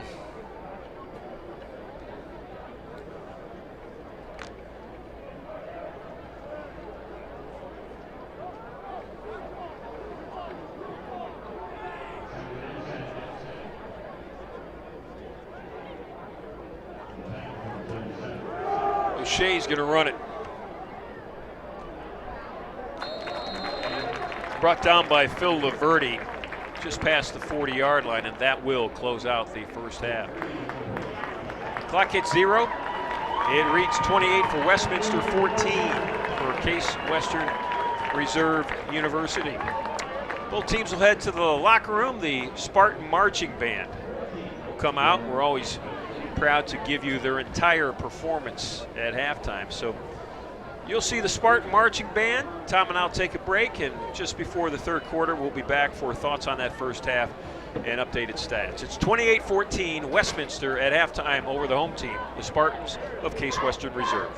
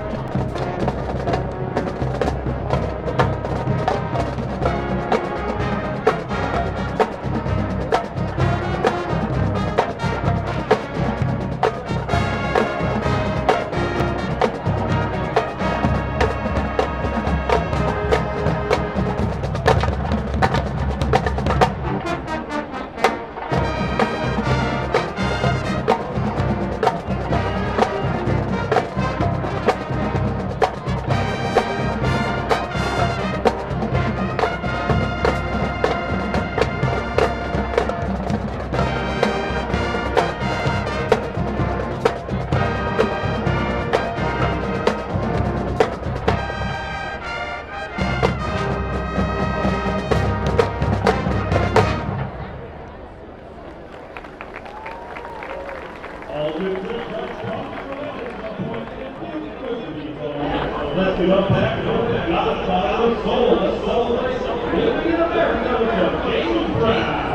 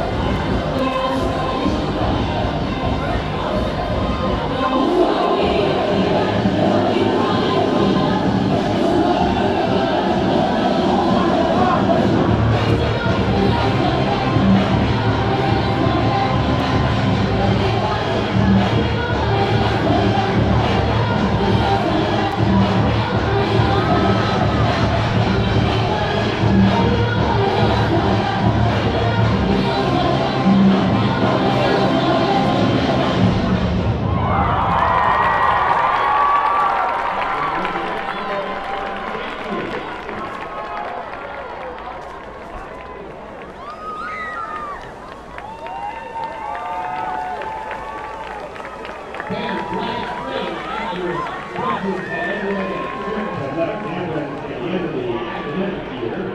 CWRU baseball and softball teams will visit the NCAA tournament and hosted the tournament.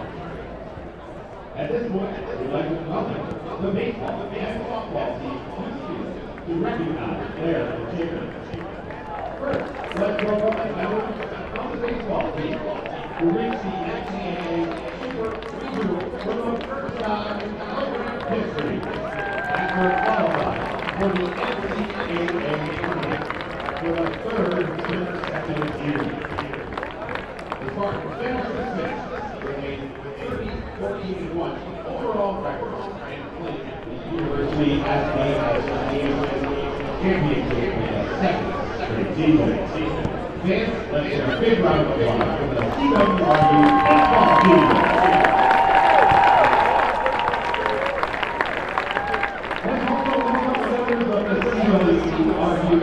Softball team. Who continue with their fourth consecutive NCAA tournament here. The Spartans finished the season with a record of 30-12 and 13-5 in UAA. Let's hear another big round of applause for the CWRU softball team. Congratulations to the baseball and softball team. Looking forward to more success from all of our teams during the 2025-26 academic year.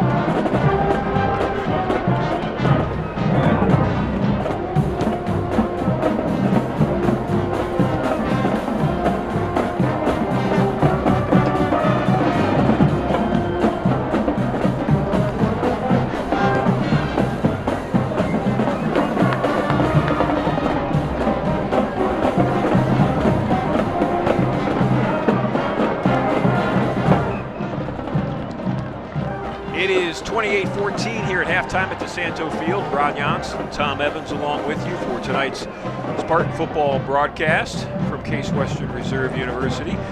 Nice to see the marching band, the dance team, and then the Spartan Athletic Department honor the baseball and softball programs for their most recent success, not only in University Athletic Association play, but also in the NCAA tournament. Tom, if you look at what has happened here in the first half, it's 28-14 Westminster over the Spartans. It has been a half of just big plays, hasn't it? Just some crazy stuff too. You know, the long catch, fumble recovery for a touchdown return called back, a touchdown return for 105 yards, interception, turnaround fumble. Just frenetic kind of first half. Really hard to get a grasp of.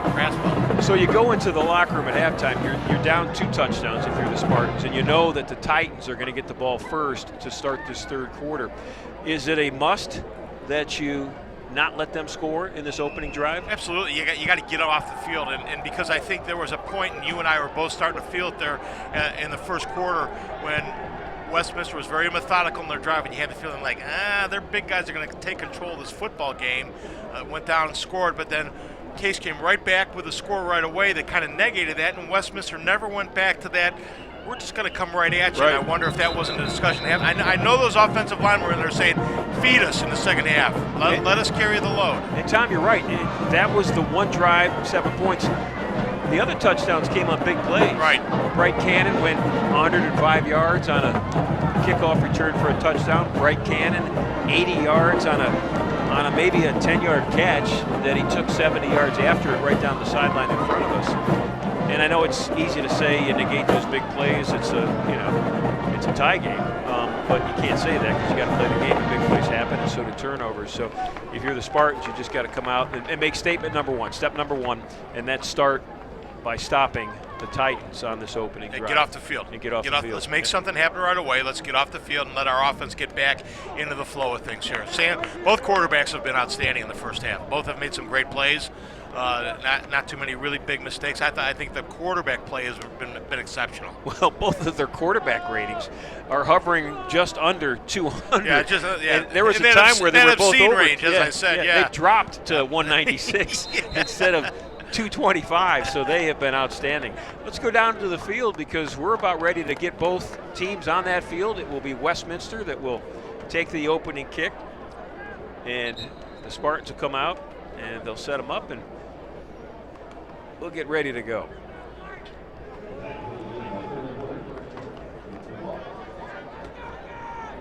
That's Sam Titilio, the Spartan starter at quarterback, the junior from Avon. And I was talking to his head coach, Mike Elder, today, actually. Called Coach Elder and to talk specifically about Sam. And we talked about a lot, but the thing that was really resonating with me, he says, in all my years coaching at Avon High School, there has not been a kid more likable than Sam Titilio. He said he is loved by everybody. And Coach Elder told me Sam will have no problem gaining the respect of that huddle in that Case Western offense. And it's clear that he's a leader out there, and he leads just the way he carries himself. You know, if you'd have dropped me in here and said, listen, he's the guy that kind of came in after the starter got hurt, I would have never, not in 1,000 years, guessed it. He wasn't feeling his way around at all. It's like, it's my offense, I'm ready to run it, let's go. He'll have to wait in hopes that his defense will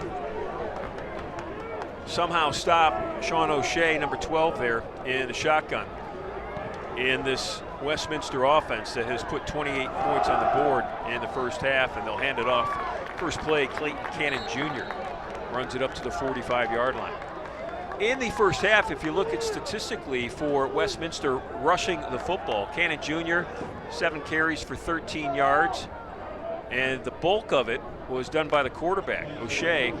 Out of that shotgun on quarterback draws or run-pass options, he gained 50 yards on 7 carries.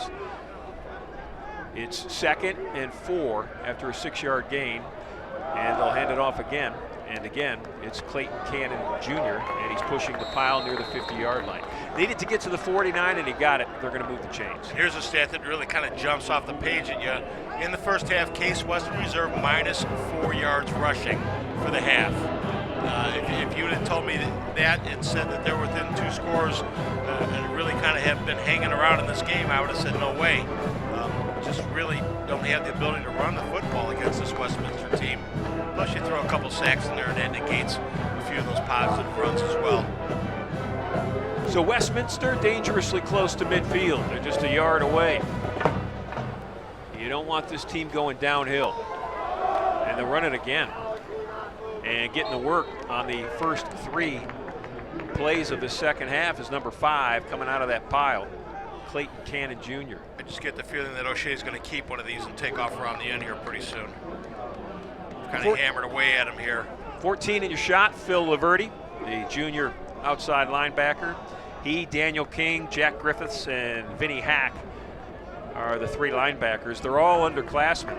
Hack's a sophomore.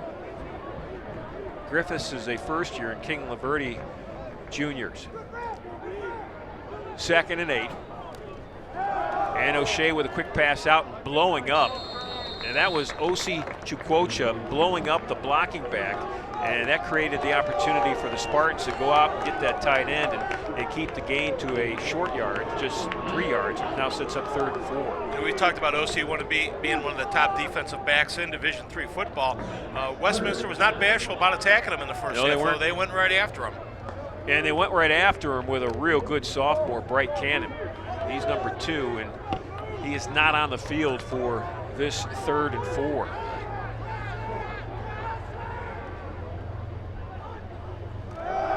O'Shea, quick pass, caught. It's a first down. They went at OC again, and this one at the 37-yard line. And that pass is caught by Christian Bailey, another sophomore. You know, OC, and I don't say this now to make an excuse for him because he's been a heck of a football player. But he is fighting through some injuries, and he has been all season long. It's a senior season. He's toughing it out. He's on the field, and even an injured OC is still a really good cover corner. Scott Benzel in his 12th year, 78-35, coming into tonight, the leader of this Westminster program. Shea will throw it again, this time out of the backfield, and catching and stumbling with it is Clayton Cannon Jr. That's Cannon Jr. number 5. Cannon's turned that little swing pass into some big plays in the first half, and he also ran a wheel route out of there that turned into a big play for the Titans as well. Westminster this year started with a loss at home against Marietta, and it was ugly. It was 12-8. And then they went off to Franklin and Marshall and put 27 points on the board, over 400 yards in offense. And they won it 27-7, and they did it with this young man right there, Sean O'Shea, a quarterback. O'Shea's going to keep it. He's going to run outside left and coming up and making a real nice play for the Spartans. And a nice tackle from his linebacker spot is Daniel King. King's number 3. He's the leader of this defense. Exactly what I was talking about earlier on, that O'Shea was due to pull one, and he was sitting out there kind of waiting on it, not going to let O'Shea get the corner. You know, this Spartan defense, and again, it's a short study, just 2 games, but in 2 games they have allowed only 125 yards rushing in each game, and Westminster's already up over 100. They have been able to effectively move the football. Here comes a blitz by Kafsick, and the pass is over the middle. It's caught. And running for that first down marker and not getting it, making a great play is Laverty in open field. That's Phil Laverty with an open field tackle. And that stops the Westminster run. And I think had he picked up a couple more yards on that, we'd have been in 4-down territory, but it looks like Westminster brings on the punting team right now on 4th down. But I just kind of had this feel that if they'd have got down to about the 32 or 33 yard line, we'd have seen them going on 4th down. So the quarterback also punts. This is routine. He's not back there to fool anybody, although he may, but he is their punter, O'Shea.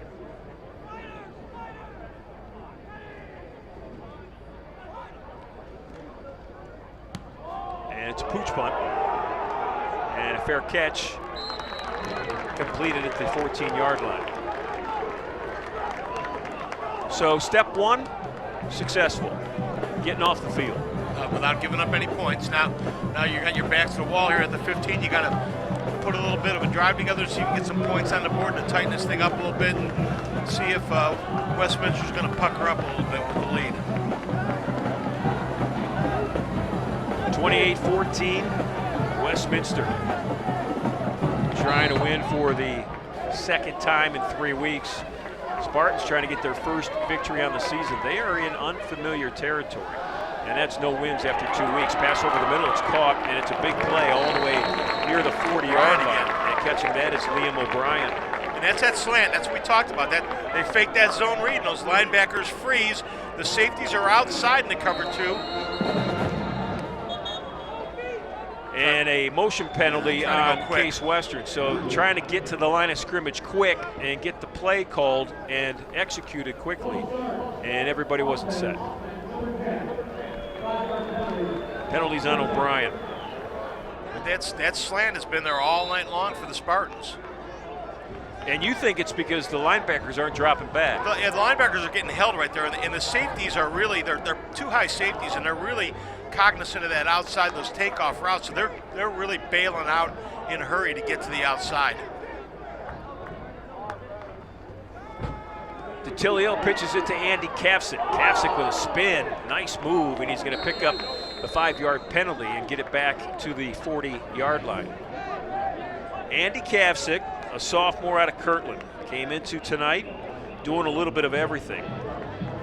16 carries after 2 games. He's caught the ball 4 times out of the backfield. That's before tonight.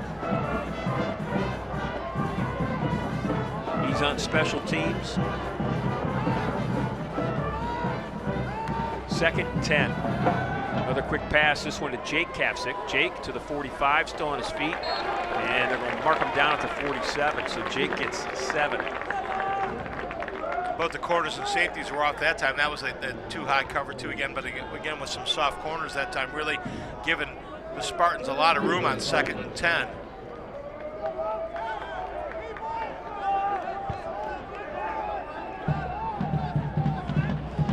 Westminster's defense this year has been pretty good. They gave up just a touchdown last week, and they gave up just 12 points against Marietta.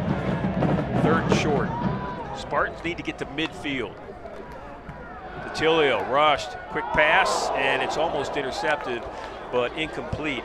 And that was Mason Palich, the middle linebacker, number 39, that got his left hand up there and almost pulled it in. And that time he wasn't biting on the thing, and Palich got a nice drop on that one and knocked the ball away. They wanted that inside, the little skinny post again, and Palich got back in the throwing lane. Well, that defensive line got in DeTilio's kitchen quickly. They brought the outside linebacker off the corner too, so DeTilio had to get rid of it in a hurry. So the Spartans will punt it.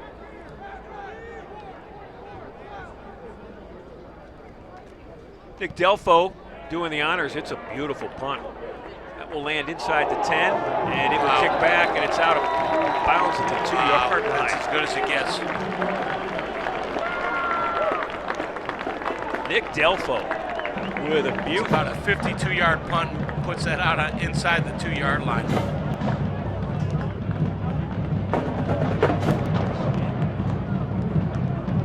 Coach Debilak controlling the sidelines there. 144 wins in 22 seasons coming into tonight. Tom, you got a chance to talk to him before the game. You guys have obviously crossed paths over the years, but I think tonight was your initial meeting, right? Yeah, it was the first time I met him. I knew of him, and I look at the roster, really, a lot of Northeast Ohio kids here and connections. And yeah, you certainly had, and there's a penalty, and it's really procedure call on Dante. Half a yard penalty. Half a yard. So if you're going to get one, that's the one you get, right? That's when you get it, yep. So, Tom, tell me about the philosophy here, and I guess maybe the answer is if you're a shotgun quarterback, if that's your offense, you're always in it, regardless of, like say, 1st and goal from the 1, you're still in the shotgun, or reverse it now, it's 1st and 10 from the half-yard line. You put that quarterback, he's 4 yards deep into the end zone already. It's what you do. There's the handoff, and it's going to turn into a big play. Running with the football. And we talk about that because I saw in a high school game last night where they brought the quarterback when they were back under center. And sometimes if you don't work on that quarterback center exchange, that's an awful difficult thing to do. And we used to spend a lot of time on that in practice, just that quarterback center exchange, making sure that the ball was secure. And we've seen some really rough shotgun snaps this year, and from a lot of really good football teams too. That run by Clayton Cannon really got Westminster out of a hole. Now he's stacked up at the line of scrimmage. He'll be tackled early, and that's Mason Mell from his free safety spot. Cannon almost wants that inside to collapse because he wants to bounce that outside. That's about the 2nd or 3rd time he's done that tonight, and got off tackle with that. Really, that's where he's got some room to run. The combination of the Cannon brothers from Parkland, Florida, has been difficult at best for Case Western to handle tonight. Bright is split out wide to the left, and Clayton's in the backfield with his quarterback. 2nd and 11. O'Shea to throw. O'Shea pressure near the sideline, and look who's wide open. Nope, dropped the football. Oh my gosh. Oh my, in and out of the hands of a wide open tight end, Brock Colville. Colville found a spot in that Spartan defense where nobody was at. Just standing there all by himself. And O'Shea threw a strike under stress.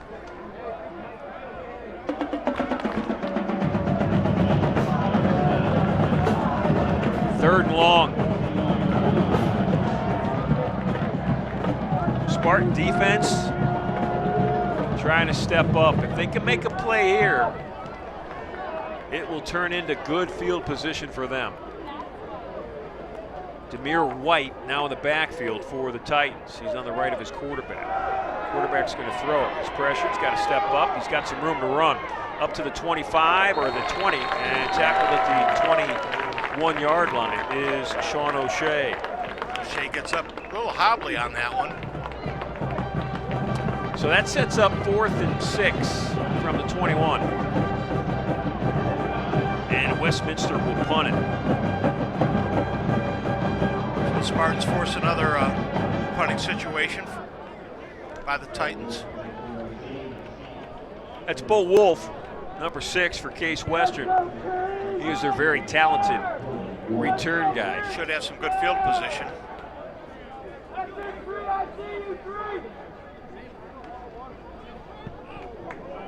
Nice punt. Wolf at the 46-yard line, and you're right, Tom. Great field position for Case Western Reserve University.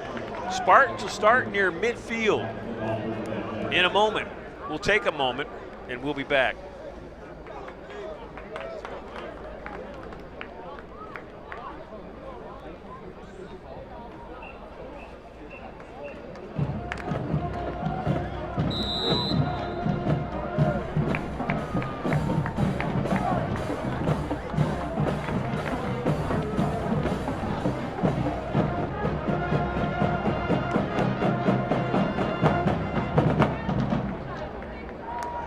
Capsick's in motion, DeTilio to throw.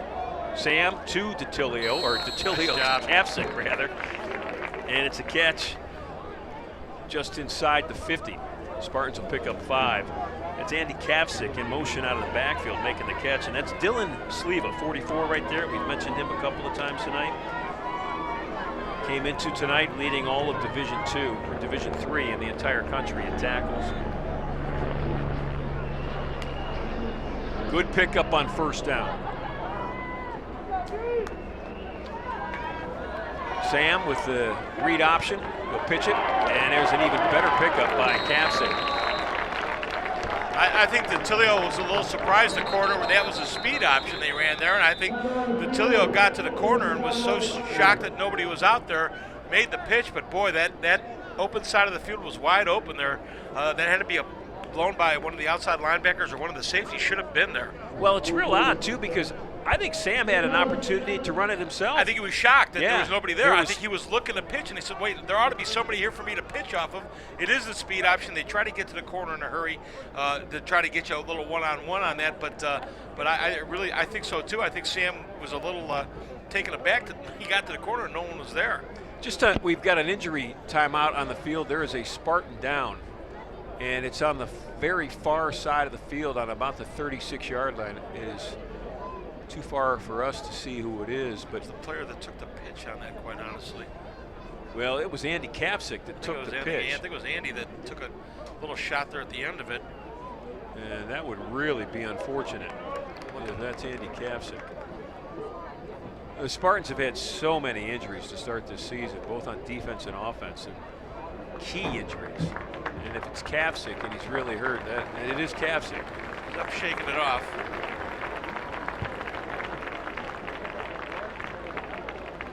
It's Andy wearing number 30.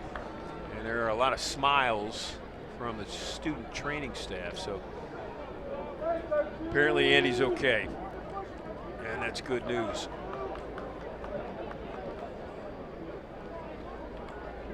His run was enough for a first down. The ball will be marked at the 37-yard line. 4 minutes, 30 seconds left to play in this third quarter from DeSanto Field.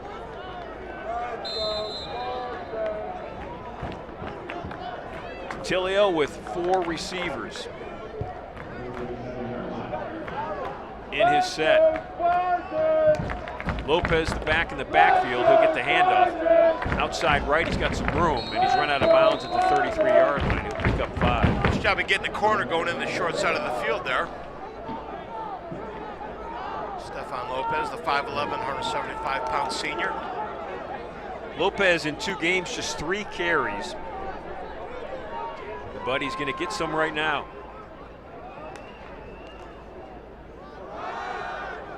Lopez cuts in, great cut inside the 30, and he's very close to a first down. Nice job of planting his right foot and getting north-south on that one. Picks up the additional 6 yards to get the first down. Really good cut by Lopez on that one. It's a good look at number 1 out of Essex Fells, New Jersey.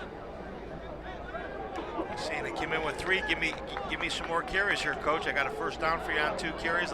Keep feeding me.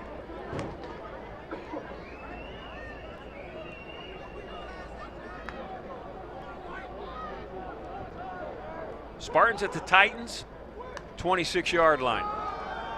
Tilio will pitch it to Lopez. Lopez down the sideline. Lopez inside the 10, and he's down near the goal line. I think they'll bring him down at the 4-yard line. And that's that speed option again into the short side. And apparently the coaches have seen something up here in the press box. We didn't see that at all in the first half. That time Tilio wasn't hesitant at all. He got to the corner quickly. Nice pitch to Lopez. Almost picks up 6 on that, but first and goal for the Spartans right now. How about the work of Lopez? It's first and goal from the 6. Set is tight. That fake on the double reverse with the Capchicks, and keeping it, not really getting much, is Jake Kapsick, number 15.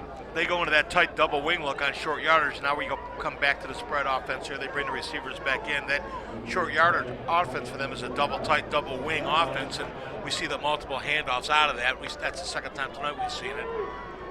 They didn't pick up anything, so it's second and goal. It remains ball at the 6.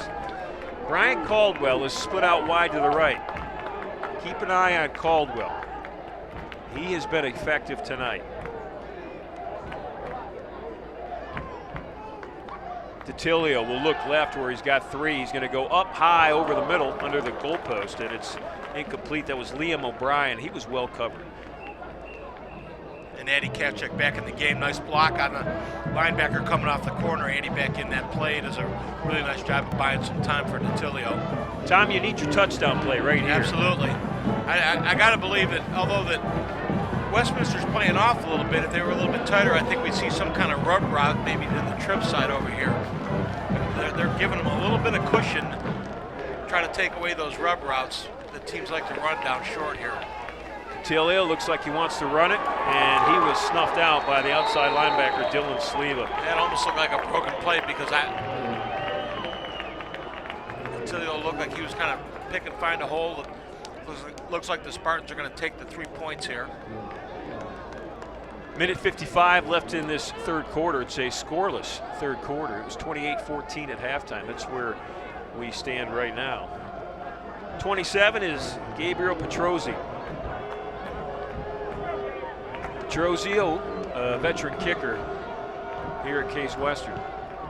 And the field goal is up, and the field goal is good. So the Spartans on the board with 94 seconds left in this third quarter. On the board in the third, it's 28-17 Westminster. We'll take a moment.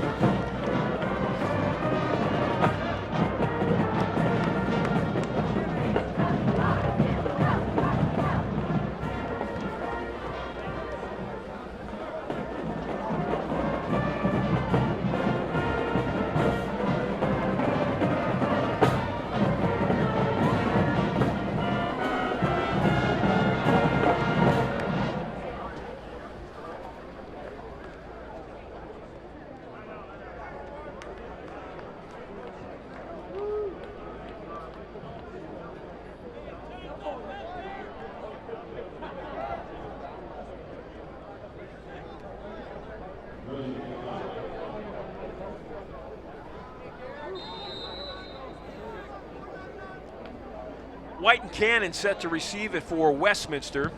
Petrozzi will tow it.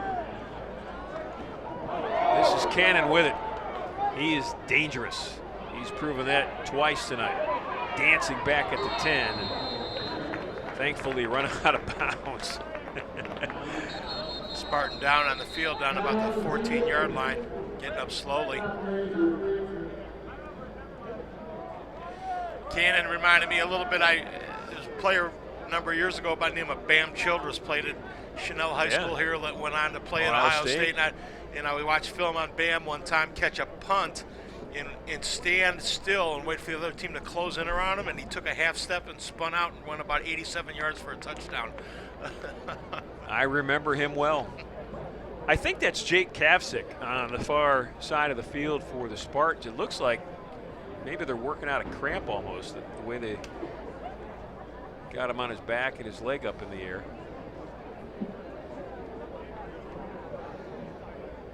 if it is Jake, that's back-to-back calf sticks that have gone down for Case Western, and it is. And he'll run off the field, so that's good news.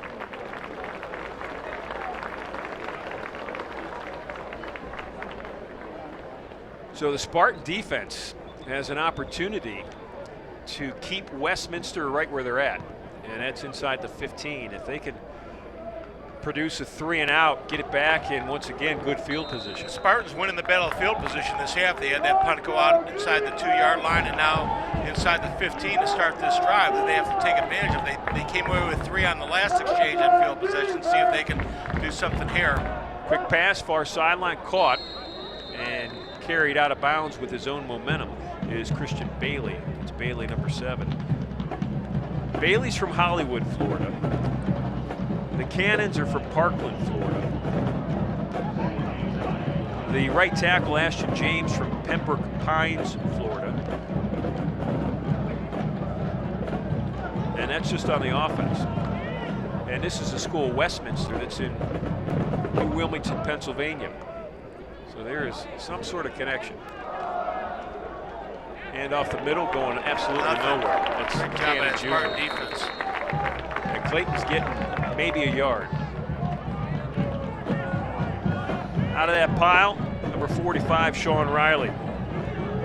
Charlie Morrison in there too, the junior linebacker, strong safety. Sticking his nose in there.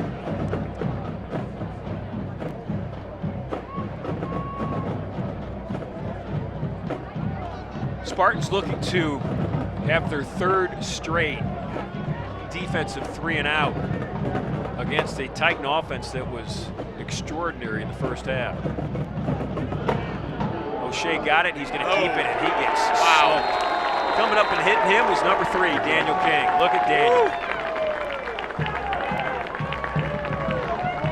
Daniel King, the junior, leads the team in tackles, and that was a big one right there. That was a slobber knocker there. That was nose on nose right there. Tom, what's it take as the quarter ends? Think about this, and then you'll tell us as the 4th quarter starts. What's it take to hit a slobber knocker? I want you to think about that. We'll be back.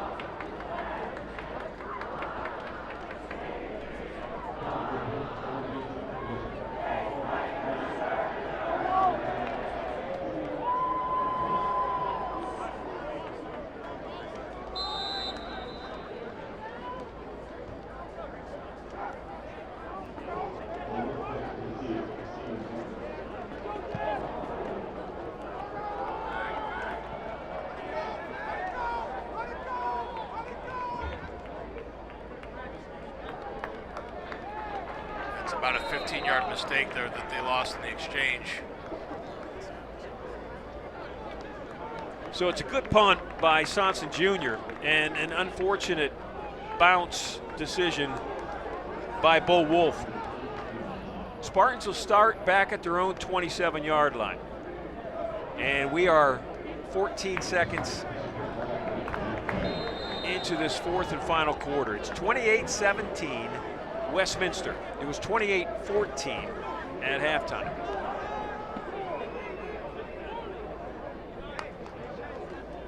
Kavcik will get the handoff, trying the left side is Andy, and he gets up near the 36-yard line. So Andy Kavcik on the night, rushing the football. Picks up 10 on that one. He's got 40 yards rushing, close to it. Quick pass, little screen set up that Westminster plays well. Dylan Cave caught it, and it's nice to see Cave back in there because he took a pop earlier in that first half. And we weren't sure if he was going to come back. But it's 3rd and 5.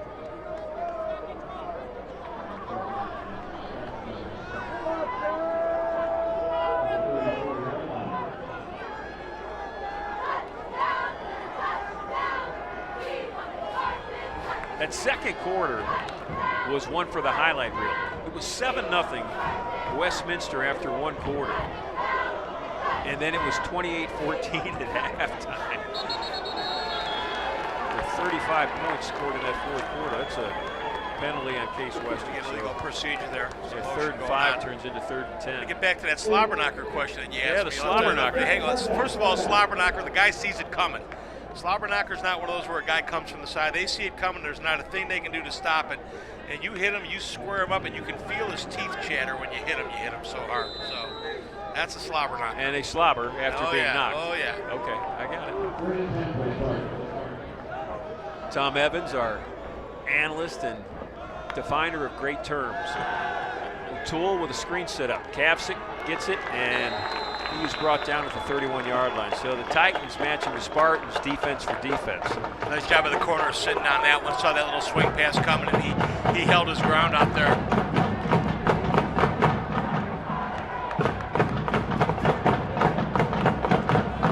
So Delfo's going to come back in and punt it. And Mr. Dangerous, Bright Cannon, will set up just outside his 30 to return it. Westminster looks like they're coming. Titans packing that line, and they'll back it off. It's a low line drive, and this one will take a Spartan bounce, and it will be down inside the 35-yard line. 12:53 left in this football game tonight. It's been a good one. It's slowed a bit, but when you were at the breakneck speed that both of these teams were at in the second quarter, it was bound to slow. It couldn't stay the way. It couldn't continue to go the way it went in the second quarter. That was for sure. I mean, let's revisit it for a moment. Second quarter, Westminster scores on a 3-yard run, makes it 14-0. Andy Kavcik goes 75 yards for a Spartan touchdown, 14-7. 14 seconds later, Bright Cannon goes 105 yards for a kickoff return for a touchdown, 21-7. Spartans get it back on a 40-yard pass to Cave from DeTilio. It's 21-14. And then Bright takes a 20-yard pass down the near sideline, goes 60 more yards, 80 yards for a touchdown. It's 28-14. All that happened within 10 minutes of each other. Penalty on Westminster, so the Spartans defense will come at him on 1st and 16. They wanted that swing pass out here to Clayton Cannon to the trip side. They actually brought one of the big tight ends over here to get a lead block for him, but they had procedure on the play before they could get it going. Ball's at the 29. They needed to get it to the 44. So it's a 1st and 15.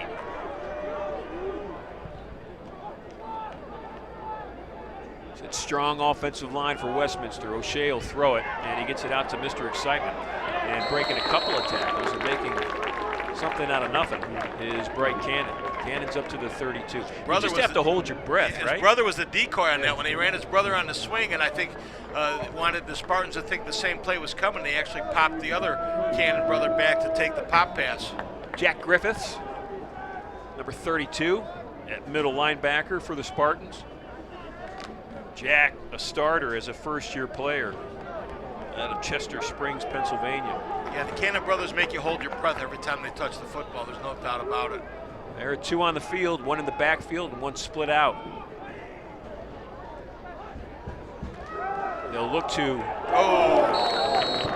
the sophomore Bright. And if O.C. had his... he was looking to make the hit. Yeah. If he had his eyes on the quarterback, he might have had his touchdown. Had pitch 6. He might have had a pick 6 on that one. He made a great break on the ball, but he was looking at the receiver on that. We're looking at Cannon on that one. I think if he'd have taken a little peek at O'Shea, that might have been a pick 6 right there. Because he would have taken that in a dead spread, they were going to catch him. Absolutely. 3rd and 12. 12 minutes left in this football game. Spartans down 11.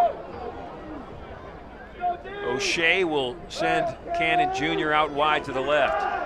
He'll look left, roll right, little dump to the tight end, and short of the first down. The Spartans make the tackle. Leading the way was Daniel King, their middle linebacker. Great job of flow by the Spartans on that one, knowing what he needed for the first down. They give that little underneath screen to catch, but plenty of Spartans there to bring them down, forcing a punt here. And we're just trading punts here in the third quarter.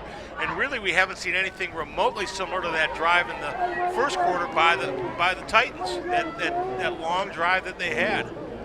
Tom, I got to tell you, I just got a text from the longtime women's basketball coach here, Coach Reimer, Jen Reimer. She's the winningest basketball coach in the history of the women's program here.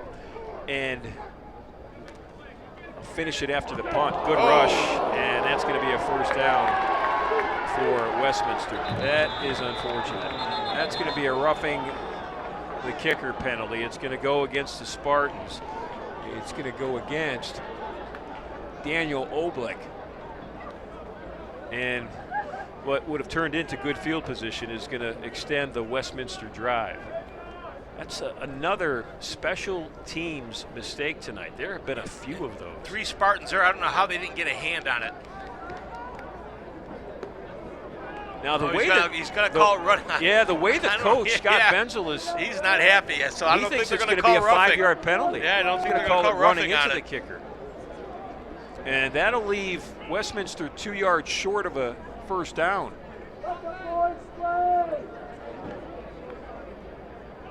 The referee, in direct conversation with Coach Benzel, do you think he'll go for it on 4th and 2? Let's see what's going to happen.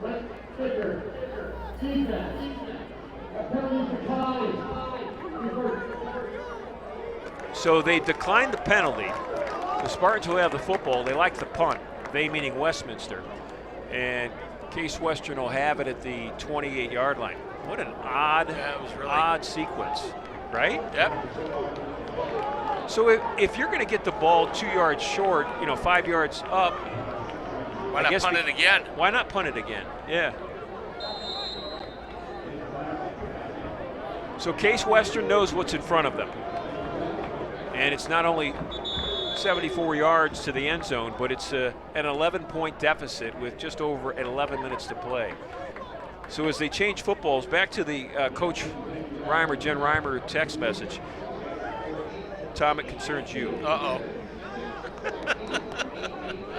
She says, if I got a dog, I'm reading directly off the text, I might name it Slobberknocker, just based on that football chatter tonight. That'd be a great name. Thanks, Coach. That'd be a great name for a dog. O'Toole over the middle. And anytime you're heavy over the middle, it's in danger of being picked off. Right. That one. Coach Reimer rooting for Coach Debs tonight. Come on, Debs, let's go Spartans, she says. I tell you what, it's, starting to get late September. It won't be long. Coach Reimer and I'll see each other on a regular basis. The basketball season. Little gym time. Little gym time. 2nd and 10, ball to 26. DiTilio to throw. And in and out of the hands. Now I got to come out and watch the Case Western Reserve Lady Spartans play some basketball then if Coach is willing to name her dog Slobberknocker. Well, you know what? Maybe you could get her a dog. There you go. Get her one that, really slobbers. Really, yeah. I might use that in the future. If I get another dog that really.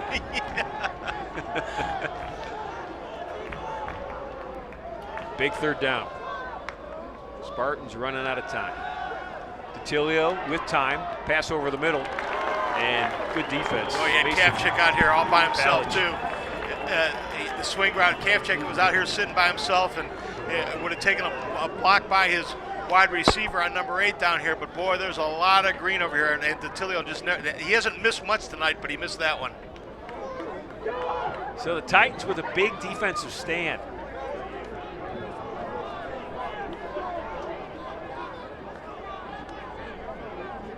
And Bright Cannon is at his own 40 to return it. He'll catch it right at the 40. Trying to get outside. He's not going to get outside. Cannon is going to get tackled all the way back at the 35-yard line. And coming up with a big play and a real nice tackle for the Spartan special teams is Joseph Swarm. Swarm's made a couple of tackles on special teams tonight. He's got the right name for it.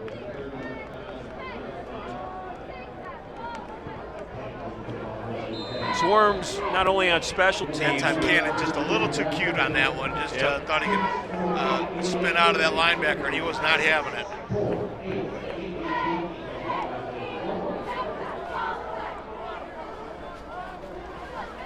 So Case Western would love it if they could turn defense into points. Breaking a tackle in the backfield and getting up for a gain of 2 is Clayton Cannon. Some hard-fought yards there. Nice job of swarming again by that Case Western Reserve defense.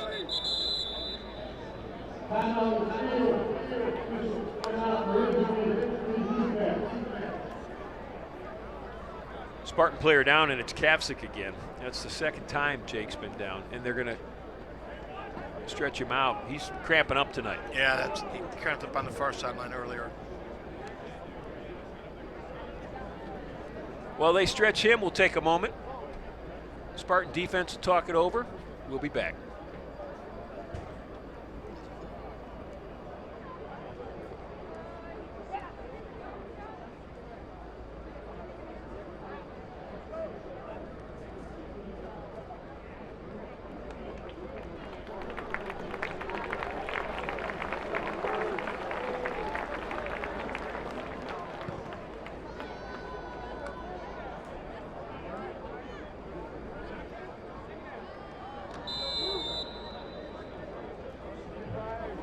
.25 and counting left in this football game.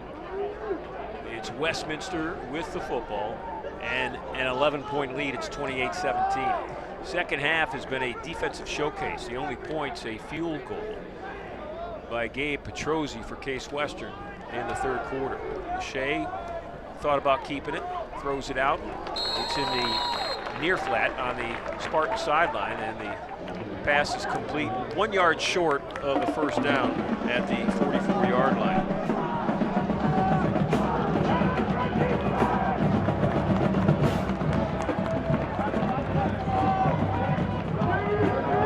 O'Shea on the night, 17 of 22. He's a 77% passer tonight, 168 yards. They don't need many, they just need one here on 3rd and 1 from the 44. Cannon will get it, and it's a first down and more. And breaking through over midfield, that's actually Demir White with it. He was a shirt grab away from being gone on that one because Case had nobody deep middle on that one. Had he been able to break away from the linebacker there, he'd have been off to the races. And another Spartan down here.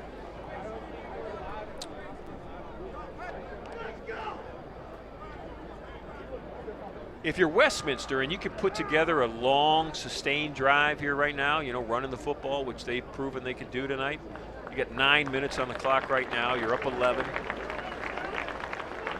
Even if you go down and don't score and you give the ball back to Case with 3 minutes left, that's still a tough task for the Spartans.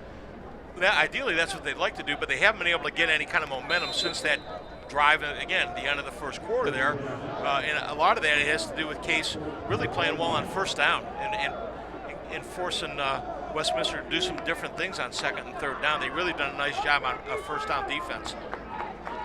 Demir White will stay in the backfield on the hip of his quarterback. Now he's in motion, and O'Shea's going to take it himself. And O'Shea spinning out of a couple of tackles. And the difference between the first quarter and now is in the first quarter they were getting 5, 6, 7 yards on that first down play on those gashes. Now they're picking up 1 or 2 yards, and it really is kind of getting them into a little bit different rhythm offensively. Well, it's 2nd and 8. Got only 2. Combination of Daniel King and Osi Chukwuocha. You know, Shea's got 59 yards rushing, but you know they've really contained him since the first quarter. He had 44, I think, at the end of the first quarter. He'll take the snap here, and he looks to throw, looking left. Now he's going to have to run right, and he's going to throw it out of bounds. Boy, that's a heady play. Well, Another Spartan really down. good job of throwing that one away. That was the right thing to do there. He saved the play. Got another Spartan on the field. Yep, Laverty. was a heads-up play by O'Shea because nothing to do out there, and he saw his receiver was really blanketed well and just threw it out of bounds about 3 yards away from him.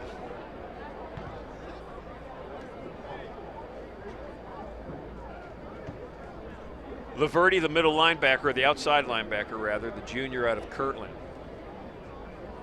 Part of that Hornet football dynasty developed by Phil's dad, Tiger, who's in attendance tonight, texting with my partner, Tom Evans. So Phil's going to walk off, and that's a good sign.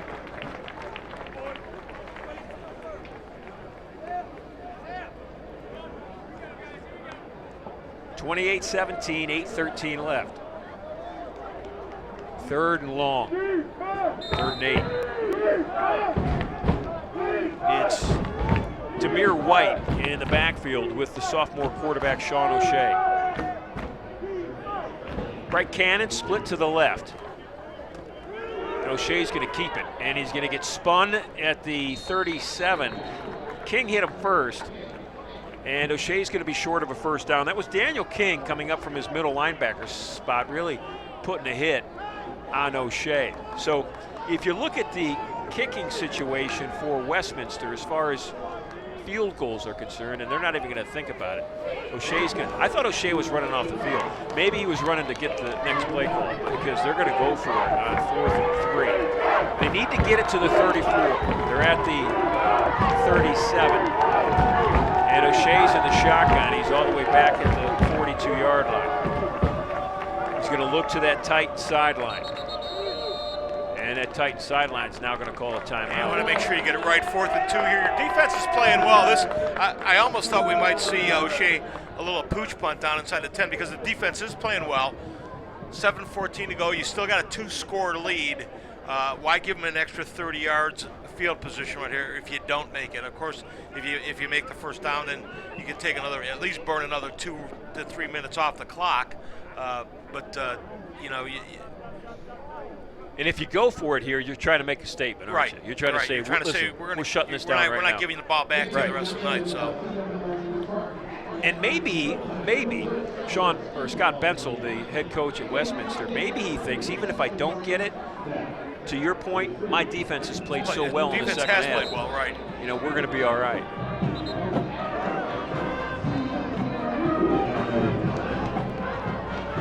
.352 yards of total offense for the Spartans and 302 for the Titans at this point. That Titan offense, 2 of the touchdowns, 185 yards combined. Here's the play, 4th down. O'Shea's going to keep it, and O'Shea is going to look to throw, and now he's going to get run out of bounds at the 45-yard line. So the Spartans are going to get real good field position, and that was Joseph Swarm. I have said Swarm a few times tonight, and if you're going to play linebacker or defensive line and you got the last name Swarm, you better play like it, yeah. That was a counter boot action. I didn't see anybody from Westminster come across on the drag. The closest they had anybody was in the middle of the field, so I don't know if that was supposed to be a naked boot or not, but really the Spartans stayed home on that one. I think something got broken on the function of that play there. 7:08 left. Case Western down 11. They're at their own 45. It's DiTilio, the quarterback, looking right, throws right, caught, and immediately run out of bounds. Brian Caldwell with the catch. Let's see where they'll give Brian forward progress at midfield, so it's a pickup of 5. Spartans quickly to the line. Trying to pick up the tempo here a little bit. They need 2 scores. DiTilio again, and this one's incomplete at the 45-yard line. That'll stop the clock. And that time DiTilio rushed it a little bit. He's been really good about setting his feet tonight on that out route. That time he did not. He just he got back there, and the same out route's been there, little push off by the outside receiver, and just did not make a good throw on that one.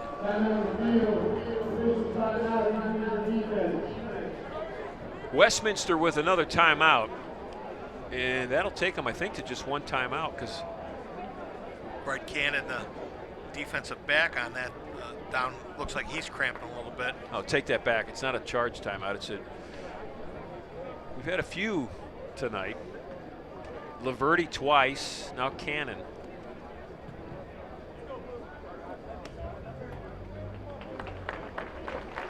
Guys just aren't getting enough water, are they, Tom? Yeah, it's hard, and you can't keep up once the game starts. You have to front load on that, and you're thinking, September 20th. We sometimes beyond it by that, but it's been hot. You really have to. And front loading means not the morning of. Front loading means the 2 or 3 days before. Right. You have to make sure that you stay hydrated. Absolutely.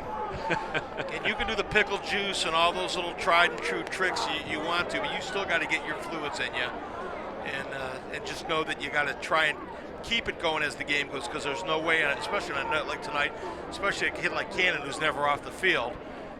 Tom, you and I both have an affinity for wrestling. We were both wrestlers, and you're in the National Hall of Fame for wrestling. But I remember in high school when I was wrestling, if I didn't have enough water, like you said, built up, my hands would cramp. Oh yeah. And as a wrestler, when your fingers are frozen, it's a difficult situation. Here we go. Big third down, 3rd and 5. Ball's at the 50. Case Western and their quarterback, junior Sam DiTilio, in your shot right there. Big play as the clock winds down. Inside 7 minutes left in this one. Kavcik, fake handoff to DiTilio over the middle. Well covered, and flags all over the place. That was... Did he come down with that catch, though? I think he still came down with that catch. Bo Wolf on that slant route.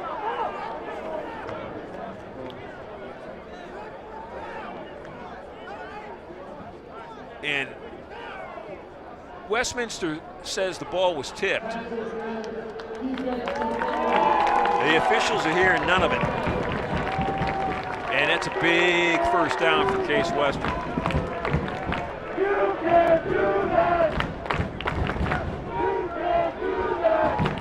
The ball should be on the 35. It was on the 50. That's a 15-yarder.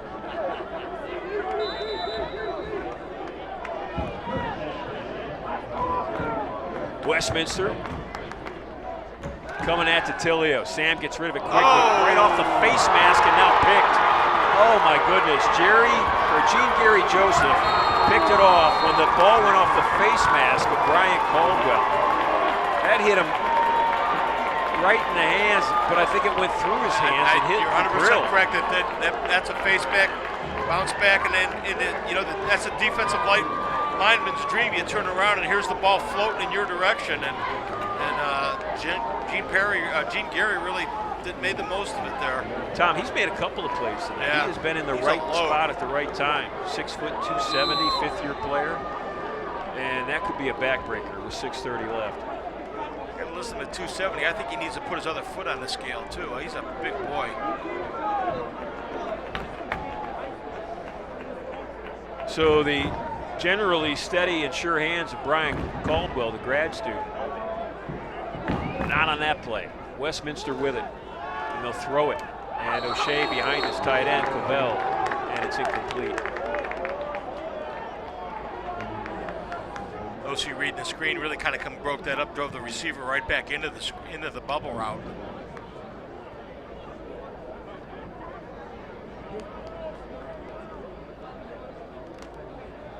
Griffiths and King, 32 and 3 in your shot. 2 middle linebackers in this 3-4 Spartan defense. Cannon will get the handoff. He's got some room. And it's going to be a nice game for Clayton Cannon. Cannon up to the 42. 3rd and 5. Coach Benzel wanted to get the clock running there. Clock's at 6:05 and counting. 28 seconds on the play clock. Let's see how long O'Shea takes it down. O'Shea not in a hurry. He can take this all the way to 5:30 left in the football game if he chooses to.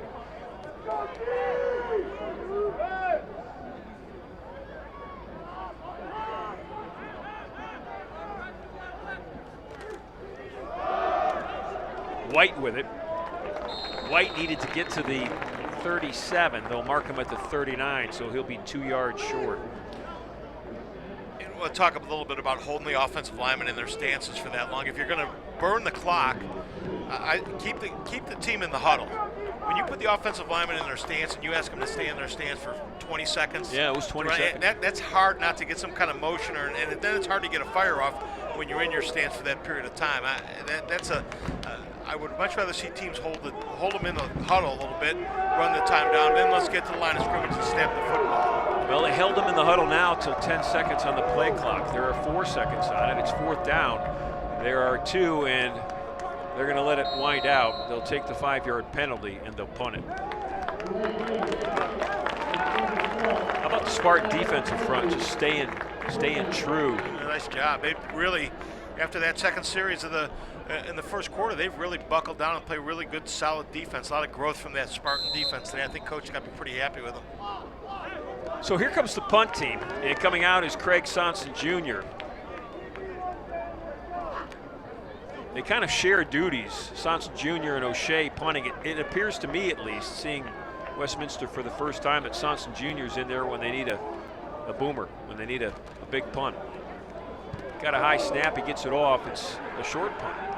It's going to land at the 20, and that's going to take a huge, tight bounce all the way inside the Spartan 10-yard line. They'll mark it down at the 7. 4:43 left. Spartans down 11. We'll be back.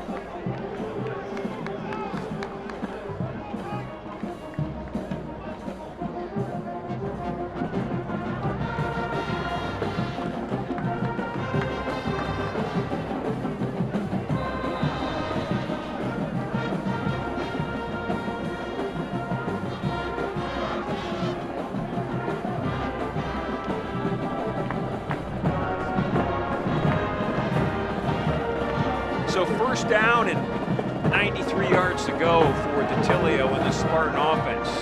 That's Kapsick with the catch, breaks a tackle up to the 15, still breaking tackles and carrying a lot of tight defenders all the way to the 20. Look at that offensive line, Tom. They come off of that play and they are immediately sprinting back to the line of scrimmage. And they have to really get the tempo up. Down 2 scores. They got to get a quick one here. 3 timeouts left, 4:18 on the clock. DeTilio with a pump fake down the sideline, open, catching it. And the Spartans all the way across the 40-yard line. That's Dylan Cave. And they'll once again work with tempo. We get the clock stoppage until they get the stick set. It's rolling. 3:59 and counting. DeTilio looks left, pump fake, goes left again. This one tipped and almost picked. Getting up after it was Ricky Cooper, the safety. Cooper at 6 foot almost went up and got that one, number 8. That was a nice job by him because the receiver kind of sat down in a soft spot in the zone and DeTilio was trying to lob it in there.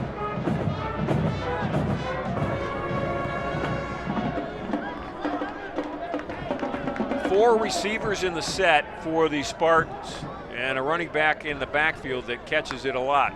They are throwing. DeTilio's going to have to step up. DeTilio in trouble. Find somebody. Stay patient. That was Dylan Cave across midfield, and Cave is inside the 45. He's down to the 44 of Westminster. Boy, I'm very impressed with Sam's pocket presence. Yeah, absolutely. He's been a pretty cool character all night tonight.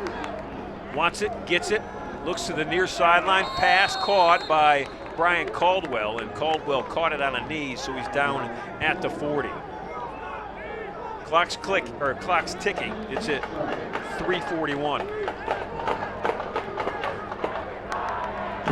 DeTilio looks right over the middle. Pass caught at the 35, near a first down. It's caught by Liam O'Brien. Clock's at 3:05, still moving. Spartans with 3 timeouts.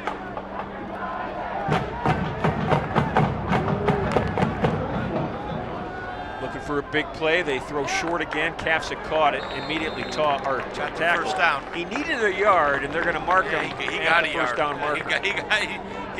It was all of a yard he got. So they haven't moved the chains yet, and this is interesting. The clock's moving, the chains did not. Over the middle and caught. How about that? Sandwiched between 2 defenders.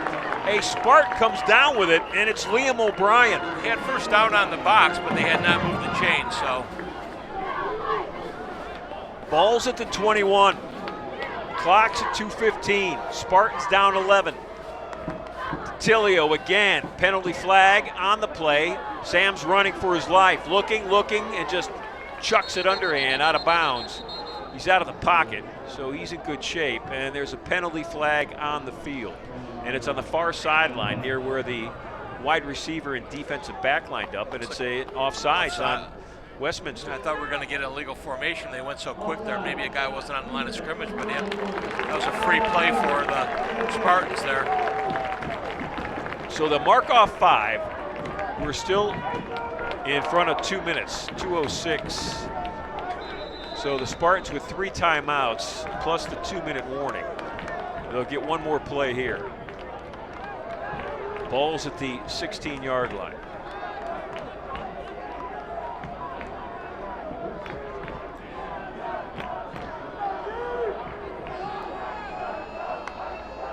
DeTilio with a pitch. This is Lopez. Lopez to the 15, and he's knocked out of bounds at the 2-minute mark. It's that speed option again. They run that 3 times into the short side of the field. That time the linebackers are to step up, and Lopez does a nice job of getting out of bounds as we get to the 2-minute timeout. Tom, it's been a well-played game. I mean, the first half was crazy, specifically the second quarter, where there were points scored, it seemed like, every 90 seconds. But the second half has really settled in defensively, and the Spartans have scored a field goal, and that's been it. And I think I see the Spartans settle into maybe a little identity as to what this offense is going to be moving forward. And I think there may have been some question marks coming into the game, especially with the way the first 2 games rolled out with the weather and just the inconsistencies and things that happened there. But I think they've kind of settled into what their identity is going to be as an offense, and I think that's a real positive step for them today.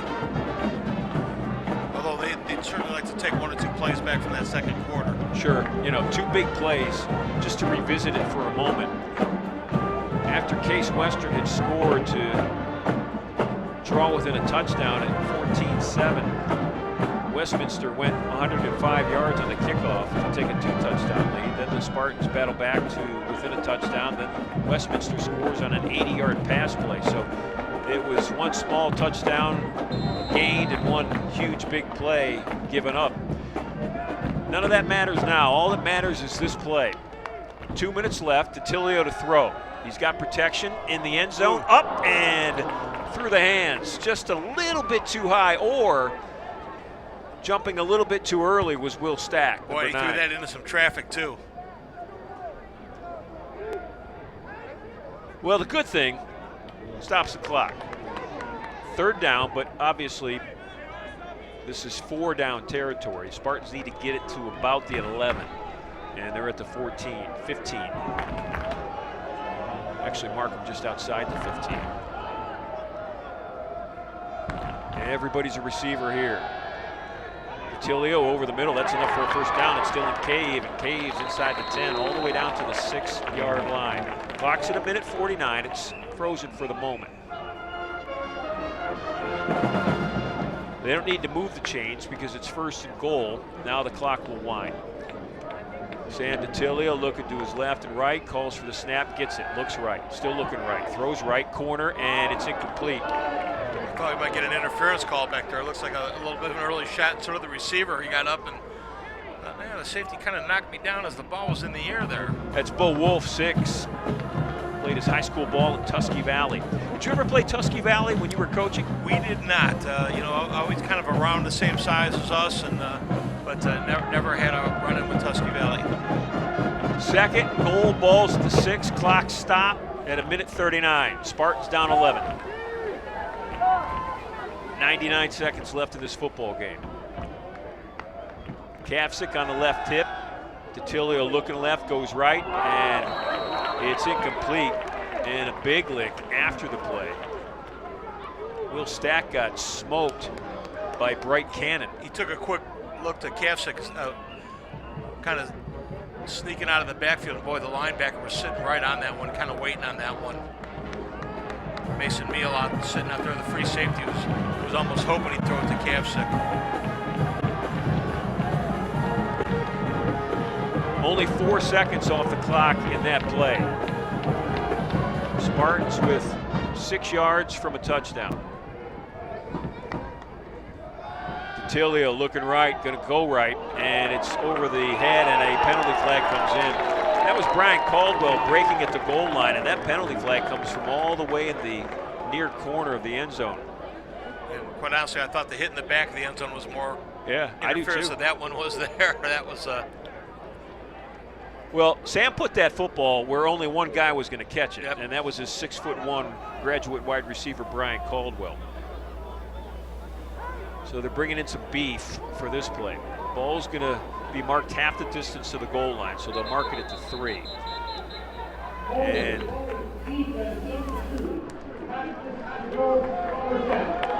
Case Western has brought in Jack Breyer, a big tight end. He's number 44. They've also brought in Jake Kapsick. We're going to see that double wing look again. That's exactly what you got. You got Breyer, 44, behind the quarterback, Tilio. And there's the play. Jake Kapsick will take it, and he scores. It's a touchdown for Case Western. Jake Kapsick from 3 yards out, and the Spartans with an extra point. Maybe they'll do 2 They gotta or go, within a gotta touchdown. Go for 2. Gotta go for 2 right now.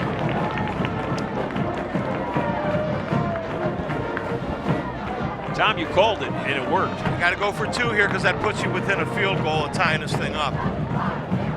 28-23, minute 28 left.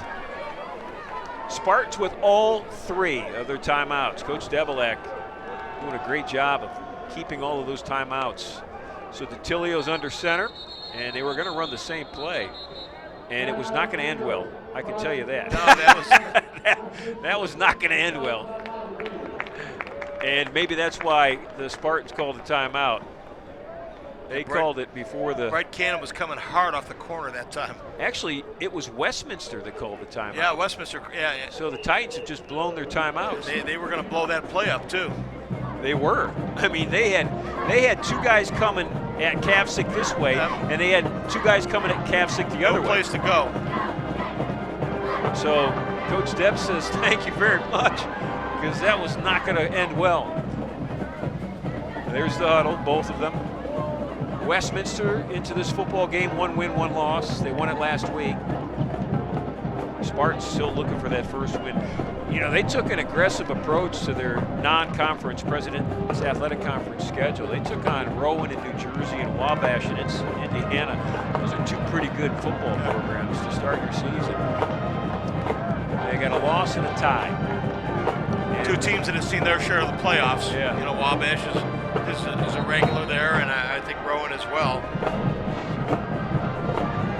So tested and ready for this moment. Tilio will go under center. The Kapsick brothers are split both ends, and the fullback once again in the backfield. This time, I'm not sure what happened. I don't know if the ball's still on the field and it's finally recovered. I don't know if Sam lost it initially, or it almost looked like Sam was going to fake a pitch and carry it. I thought he was going to fake himself. the pitch. It looked like he was going to come off tackle himself here. I got the feeling that was what that was going to be. But Westminster did a real nice job of blowing that up. And that's going to force the Spartans to come down and score a touchdown if they can hold Westminster. Now, they've got all 3 timeouts, Case Western Reserve does. And there's a minute 28 left on the game clock.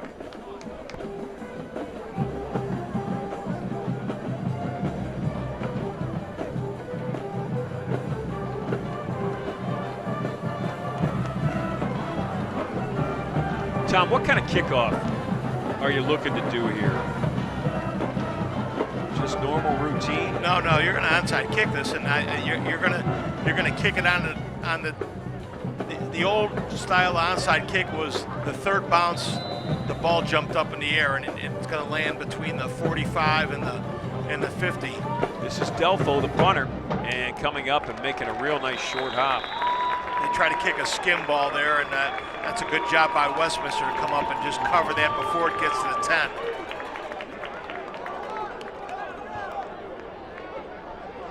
That's why if you kick the ball on the tip, you get it bouncing earlier on because you want it to get past that front line. You want it to. You don't want those front 4. You want it up in the air.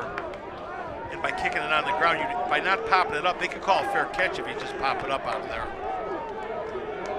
That was Tate Beachy who came up and short hopped it, secured it. Spartans will be looking for that football. Cannon's going to run it, and it'll be brought down at the 36-yard line. Clock's at a minute 21. Case Western's called their first of 3 timeouts. The pickup was 4 yards, so it's 2nd and 6.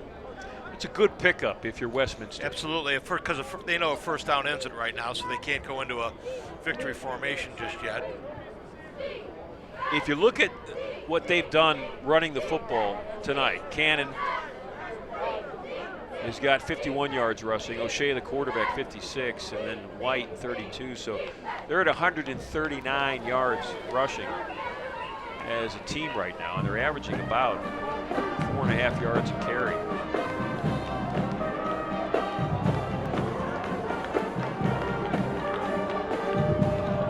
So it's Cannon and O'Shea in the backfield. One of those 2 guys is going to get it. And they'll have double tight ends on the right side.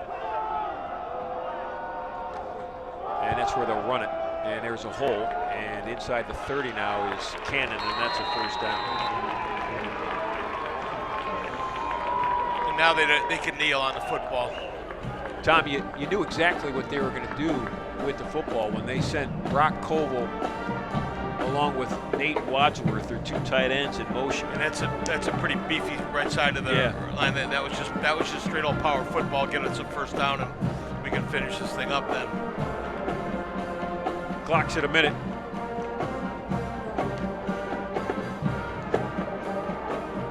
The Spartans can only stop it 2 more times, so. Play clock's at 25. They can take it all the way down to 23 seconds left in the football game before they've got to snap it.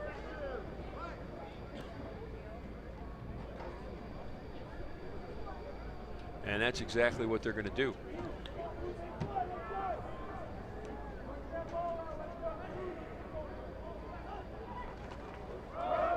Cannon will take it again. He'll get near the 20. I'm a little curious as to why they would even hand off there and just not take a knee. And now the Spartans call a timeout with 22 seconds left. This gives us a moment to thank our crew, our director, Ryan Trail, our first home game of the year, Andrew Majeski on camera. A fantastic production tonight, Kevin Gibson. Kevin sporting the Fabio hair, and Davey Barris, our engineer. Davey was sweating like he was hustling. He was hustling. He was hustling tonight. Yep. He had switched more wires tonight. Got us our monitor though. He did.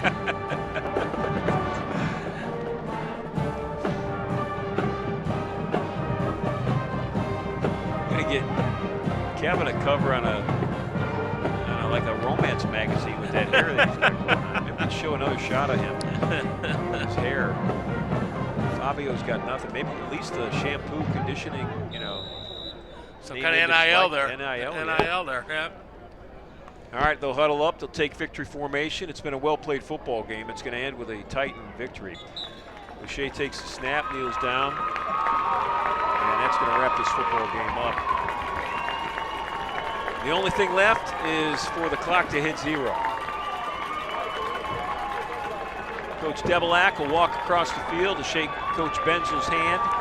It's a well-played football game by 2 veteran coaches and their teams and their coaching staffs. 28-23, the final tonight from DeSanto Field. Teams lining it up. Spartans still looking for their first victory. It is kind of unfamiliar territory for Case Western Reserve right now to be winless after 3 games. They've got 2 losses and a tie.